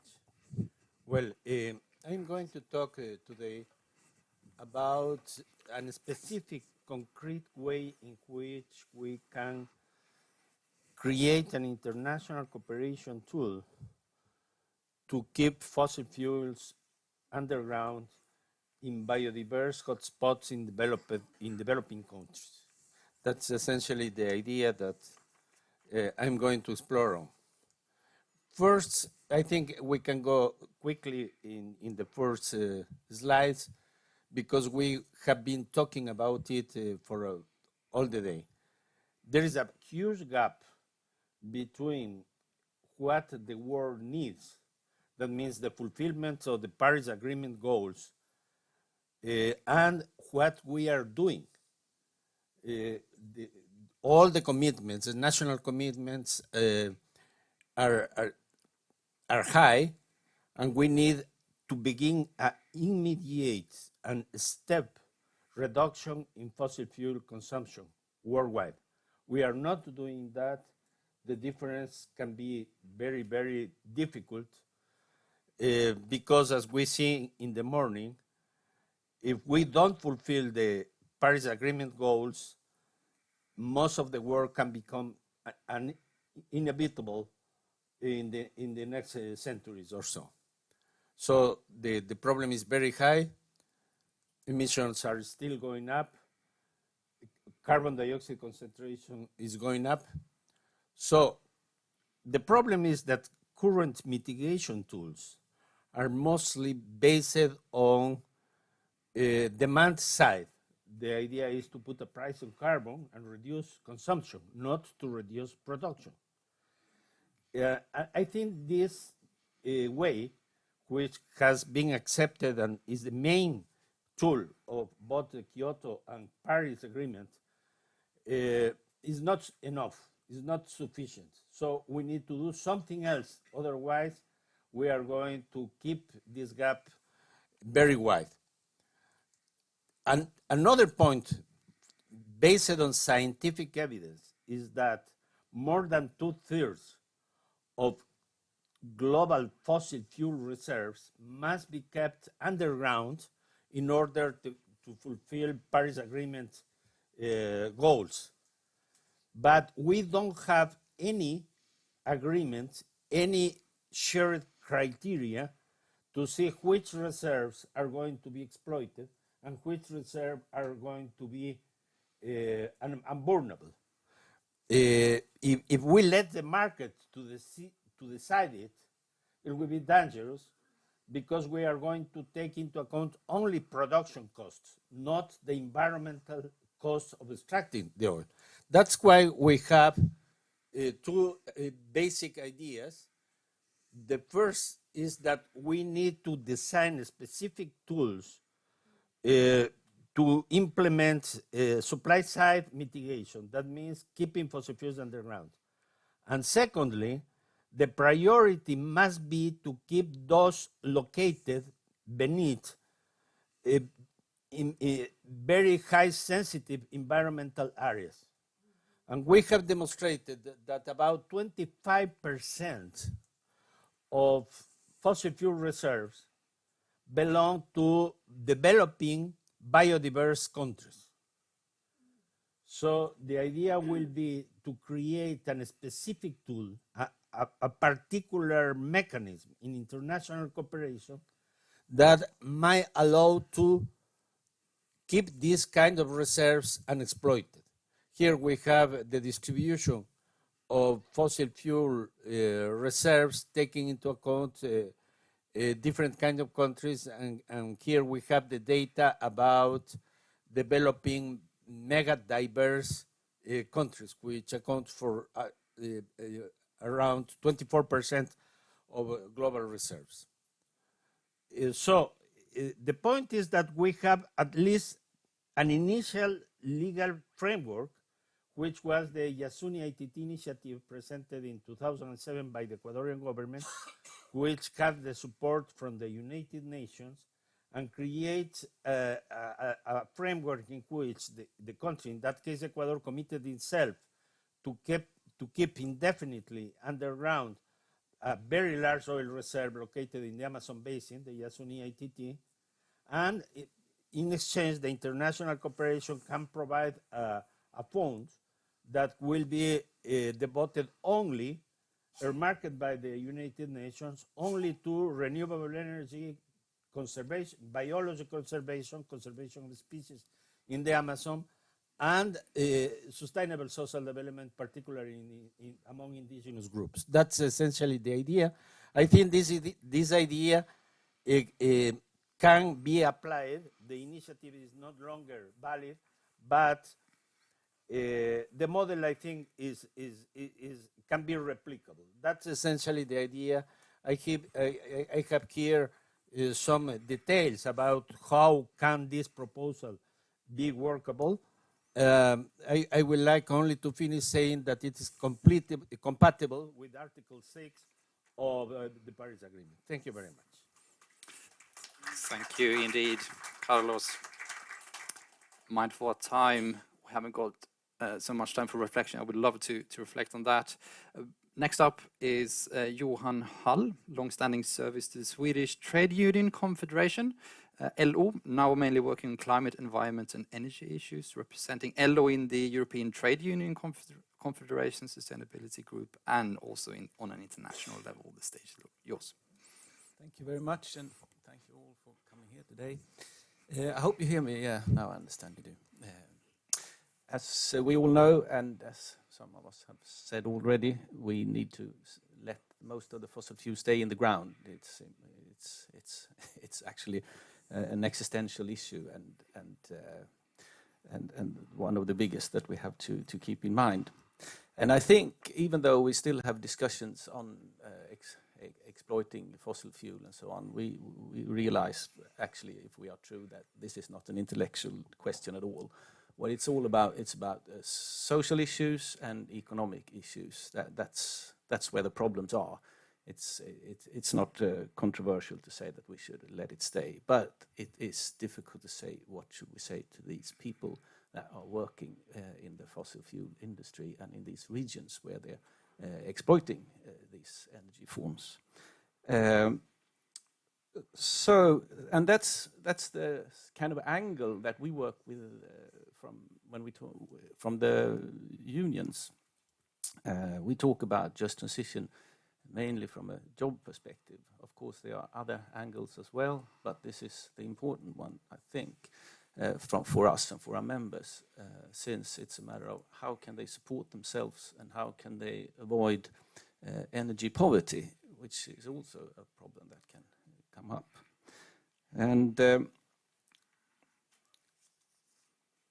we see also that, of course, there are many advantages with a fossil-free society. We will have better air and probably, and we can also create better and more decent jobs with new technology and with new energy forms. But it's not a natural law that this will happen.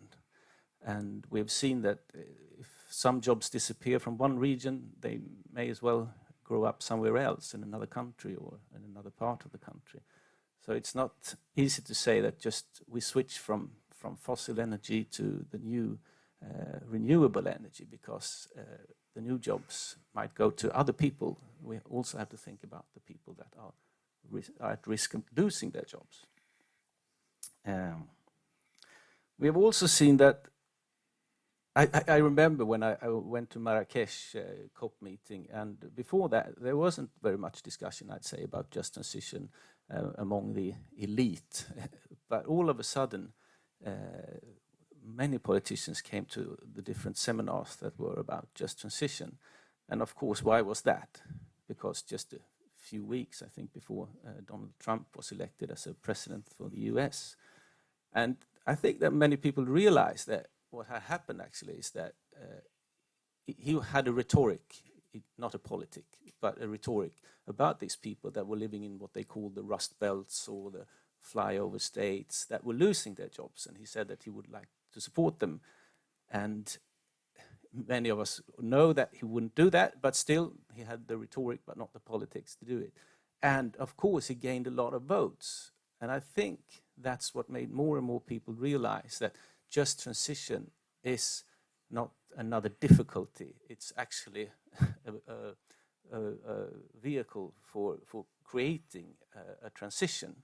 Without it, there will be no transition, because too many people get nervous and of course are worried about the future if they don't see it coming without fossil fuel. I think that, as someone said, it's not free to do this transition. I remember Nicholas Stern from the Stern report. He said that it will at least cost 1% of global GDP to reduce the emissions and to, I think it was, get below 2 degrees at that time. And he also said that business as usual will cost us about 5 to 20% just to take care of all the problems that will arise according to the emissions. But this 1% is very difficult to take right now, because it's short term, and the 5 to 20%, it's a long term. It's for a next generation to pay. But we have to pay this at least 1%, and we have to do it just. And that's not much money actually, but and we know that the pandemic costs about that, even more, I think. But still, we don't know how to deal with it. I think that the unions have an important role everywhere in doing this, because I think that a transition has to be democratic. It's important that the people who are working at places that are dependent on fossil fuels, or in regions that are dependent on fossil fuels, take part in this transition so they can see what does it actually mean for them. We have to find out what I would call some kind of roadmaps for these regions and these jobs. And when we find that, I think it's also easy to find, maybe it's not easy, but I mean, it's a good argument to tell people that this is where we need investments. Global investments, national investments, and regional investments. So I think that we need a three-part discussion, three-part dialogue with unions and employers and governments to find out what is necessary to do in this region to create new jobs and affordable energy for the region and the country if we get rid of fossil fuel here. I think that's, if we start there, we could have a good plan. I think global and act locally. That's the thing. Thank you very much. Thank you indeed, Johan Hall. That was a very, three-part dialogue, very Scandinavian response to this issue. Next up, Fadul Kaboub, is an associate professor of economics at Denison University and president of the think tank Global Institute on Sustainable Prosperity, suggesting that mainstream economics have failed in addressing the ecological crisis. The floor is yours. Thank you. Thank you all for being here. It's a pleasure to join you, and I know we have limited time, so I'm setting up my timer, and I'm going to give you just a few messages to start the conversation. First message, we can't decarbonize a system that hasn't been decolonized yet.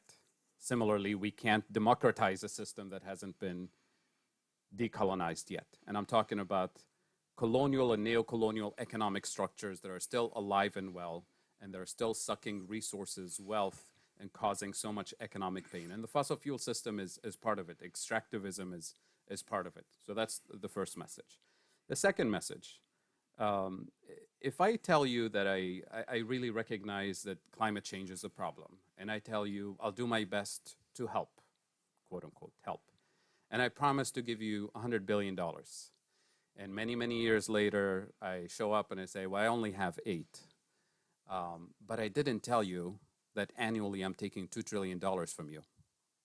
This is what we're dealing with. The global financial architecture is sucking wealth from the global south. If we net out, take 2 groups, global south and global north, and net out all global financial transactions, including trade and investment and interest payment and debt cancellation and aid, the net amount is $2 trillion annually moving from the poorest countries to the richest countries. So we're not going to put a dent in climate change unless we undo the neocolonial economic structures, the global trade and financial architecture. And phasing out fossil fuels is part of that. On the fossil fuel front, in terms of the cost, we talked about, well, it's too expensive to transition out of fossil fuels. We're not talking about the cost of doing nothing, the cost of inaction. We're already paying for the fossil fuel hidden costs with blood, tears, and money. And who's paying for it the most? It's the most vulnerable people in the global south, the voiceless communities. And phasing out fossil fuels is the only way out, because we're talking about, you know, the pollution of the water, of the soil, of the air. We're paying for it with asthma treatments. We're paying for it with cancer treatment. We're paying for it with early loss of life. And it's been going on for decades. That's the cost of inaction. And that's unaffordable. Phasing out fossil fuels is actually the cheap option. That's the cheap option. Why phasing out fossil fuels? Because the production gap is very clear. The production gap, meaning the UNEP report from a couple of years ago, which told us if we're going to meet the climate challenge, we have to phase fossil fuels on a rapid scale, not slow scale. What have we been doing the last 10 years, roughly? The last 10 years, the top 10 oil and gas companies have been adding capital expenditure, new infrastructure at the tune of $600, $700, up to $900 billion a year. This is just the last 10 years of new infrastructure. So they're doing one of 2 things. And when I say they, it's the companies and the prime ministers and governments who actually sign the approvals for these projects. What are they doing? Option number 1, they're signing our collective suicide pact. Option number 2, they're duping investors with stranded assets, right? We talked about stranded assets a minute ago, which means it's your pension fund, it's your university endowment, it's the philanthropies endowments, it's packing stranded assets in all corporate balance sheets around the globe, some of which is in the global south. So one of 2. Is it a collective suicide pact or is it financial fraud? Either way, it's criminal. It needs to be treated as such. I'm not a diplomat, so I don't mince my words. But we have to be very serious about this. The science is very clear. The finance is very clear. The hidden costs are very clear. What are we doing about it? And then finally, those hidden structures, neocolonial structures. I'll just spend 2 minutes on this and I'll close my remarks. We're talking about 3 basic structural traps that the developing world has been nudged into right after developing countries became independent. The first one is the loss of food sovereignty. The second one is the loss of energy sovereignty. And here I'm talking about even the biggest exporters of fossil fuels in the global south, like Nigeria, like other countries, that export crude oil but have to import the refined gasoline and kerosene and petrochemicals. And the third structural trap is the value-added content of your manufacturing industry. We've been forced to specialize in assembly line type of work, where you have to import the energy, you have to import the technology, the capital, you have to import, oh, I didn't know this rings actually. You have to import the technology and everything else, which means your export is low value-added content, but your import is high value-added content. These three traps produce a structural trade deficit. A structural trade deficit makes your currency weaker relative to the dollar, which means everything you need to import the next morning, food, medicine, fuel for people, will be more expensive. You're importing inflation, and now you face potential riots. So how do you stop the riots artificially? You borrow dollars to artificially fix your exchange rate, and now you're in an external debt trap. So here, and I'll close with this, how do we repair this broken financial architecture? Number one, debt cancellation. Number two, reparations for climate debt, reparations for colonial and neocolonial debt, reparations for biopiracy, reparations for cultural heritage appropriation, reparations for the colonial and neocolonial system that is still alive and well today.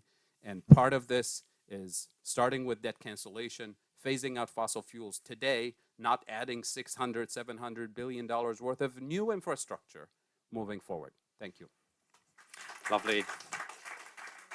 Lovely. Thank you so much for that, bringing us the financial. Last up is Asad Rahman, the Executive Director of the Anti-Poverty and Social Justice Organization War on Want. Asad helps to coordinate the global Green New Deal project and was one of the founders of the COP26 coalition. Over the last 35 years, he has been running anti-racist, anti-globalization and anti-war organizations. The floor is yours. Thank you. I feel like I don't have anything to add after all these amazing panelists. And listening to Johan, I'm just reminded of 2018, when the Gilets jaunes took to the streets, largely urban and working class poor. The elites worry about the end of the world. We ordinary people worry about the end of the month.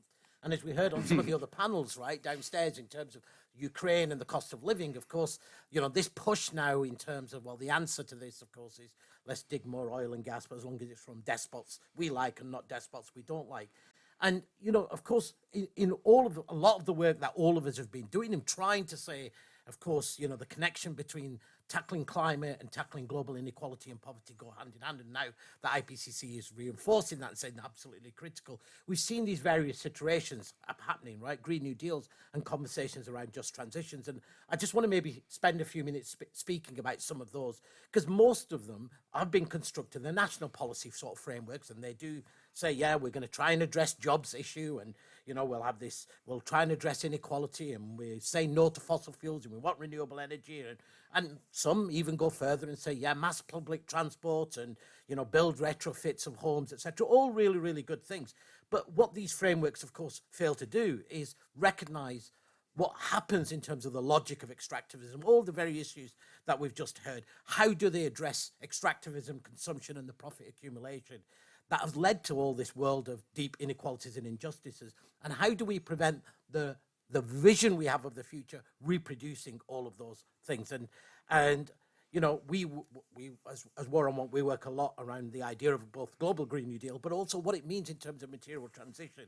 How do we avoid creating the new world of sacrifice zones and reproducing all of these injustices? But now in the name of tackling climate and the new green frontier. And I should have brought a PowerPoint since everybody did PowerPoints, right? But, I just wanted to just quickly say one figure, right? Today, iron ore makes up about 94% of the 3.2 billion tons of metals that are mined each and every year, in addition to about 200 million tons of copper and aluminium and other industrial metals, and about 1.5 million tons of all the rare earth minerals, cobalt and lithium. And as you probably know, the OECD has predicted that we're going to double the amount of material use and extraction we're going to see around the world. And of course, from a planetary limits point of view, we need to reduce this at best by at least half.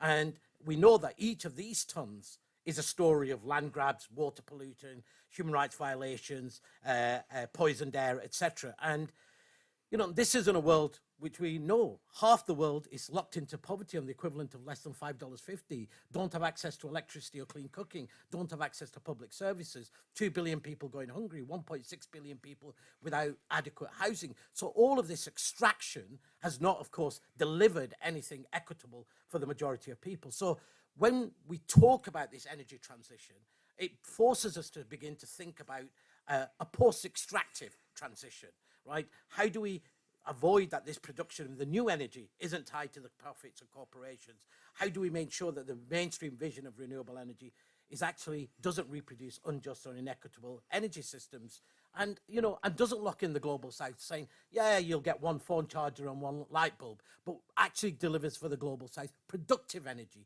the right to have energy that allows the global south to be able to the space to have that development. Now, we all know there is a requirement of a massive reduction in energy use, right? And overwhelmingly, that's energy use in the global north, whilst there is a need for a massive increase in energy use in the global south, right? But for not just in terms of the right to energy, but for even the most basic things, we have to recognize if you want public services, if you want transport, that requires energy, and that requires also for some burning of fossil fuels in the short term, right? So the question about how equitable, which reserves we use, who has, is a really, really critical part of that. But also it lends us to the conversation about the renewable energy. Who's going to produce these technologies? Who's going to control them? How are they going to be produced and distributed? How much energy should we produce around the world? And how is that going to be equitably shared? And of course, one of the weaknesses of these frameworks that we see in the global north is that they don't talk about all the points that you talk about, right? In terms of the fiscal consequences for the global south, who haven't had the luxury of this historical and geopolitical conditions to be able to diversify their economies, are constrained by debt burdens, and of course the reality of constructing economies that are about commodities for the consumption in the global north. So, of course, we need to answer all those questions about capital transfers, technology transfers, debt cancellations, etc. And how do we avoid these just transition frameworks or Green New Deal frameworks in the global north, using the language of sustainable development, but actually being a reality of eco-fascism or more green colonialism. So we, together with our partners and social movements, have been thinking about what that post-extractive future looks like. If you start from a point of view that says everybody has the right, guarantee the right to live with dignity and in balance and harmony with the planet. So of course we know our demands have to be universal. I'm just going to finish very, very quickly. So we've worked out in terms of 4 key tests. Of course, one is absolutely critical. We limit temperatures well below 1.3. Equity. That does mean the global north having 0 targets for emission reduction by 2030, and recognizing that, of course, our obligation is much greater than that. But that forces a conversation about water, energy, and food to be public goods, to be equitably shared and distributed. You can't have this transition and then leave it to the market. It's not possible within the timeframes and within these constraints. Second, tackling global inequality. Actually, the demands that we're making in the global north about living wages, social protection, universal public service have to go hand in hand with the demands we're also guaranteeing in the global south in this energy transition. Third, of course, the planetary limits, right? That does mean, whether we use the word degrowth or sufficiency, whatever people want to use in the global north, it does mean a massive reduction in the global north whilst fixing the economy through global trade and tax. And fourthly, and one thing that is largely ignored by the movements, is this question about reparations and undoing the embedded systems of injustice. And that capital flows, as we've heard, 16 trillion in the last decades alone, 4.5 trillion from unsustainable debt payments, and of course through colonialism, trillions that go into every brick and mortar that we see in the global north, and those need to be repaid. Such energy. Thank you. Thank you so much. I would like to invite all the panelists now to this stage.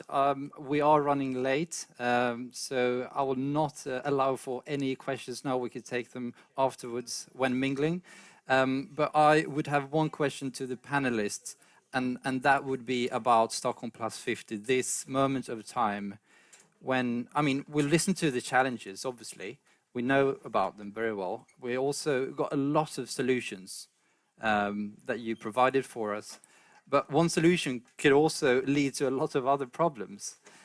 So my question to all of you would be, now, what should world leaders do within the framework of Stockholm+50 to manage this fast and equitable transition? We can start with you, Carlos. Short. Thank you very much.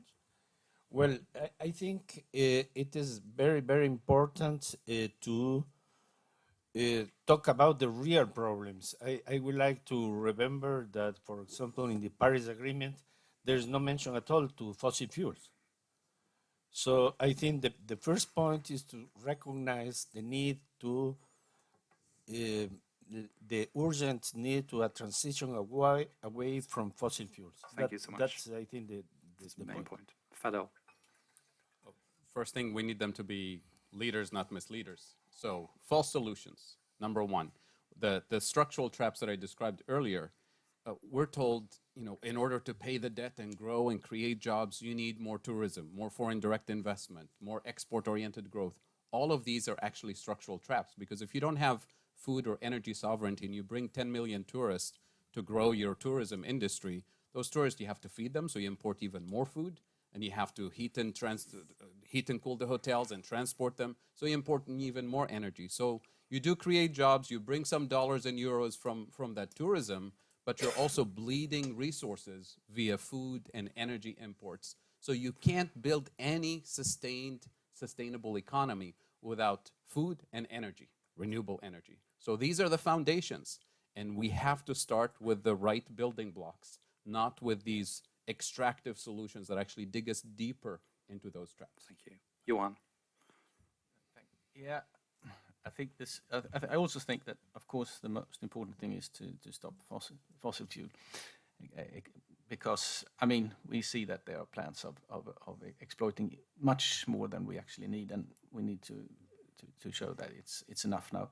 But also have encouraged the renewable energy, because as it's said, I mean, if economics are going to grow, they need energy, but they need this renewable energy, green energy, and we need to find especially ways of investing that in I think in global south. Yeah, thanks. Assad. And neoliberalism. Yeah. And I mean, I mean, that would be the number one thing that you'd want these leaders to do, right? Which is to recognize that the economic model that we have is incompatible with dealing with climate, inequality, poverty, etc. And fundamentally, reordering the economy requires us not to put profit accumulation, but put well-being and sufficiency at its heart. Whatever you want to call it, that's what is really, really critical, and that's what we need at the core of this discussion. Sharita, what would your takeaway message be? Zero emissions for developed countries by 2030, not bringing the word net into it, because net allows all kinds of sins. What about you, Liddy? I think many of them should resign and give way to real leaders of the people, but they're not going to do that. But I guess, just to summarize, they need to pay reparations to the South, which includes the climate finance, which is an obligation, not assistance. That's one of the things we don't want to hear anymore, that they're helping the South. This is not assistance. This is not even enough for reparations. Thank you. Thank you so much. Step up or step aside. That was your message as well. I think if we were the world leaders, much would happen from now on. So we come to a close. Thank you so much for listening. Thank you listening also on the stream. Thank you for the panelists. I don't give you my card.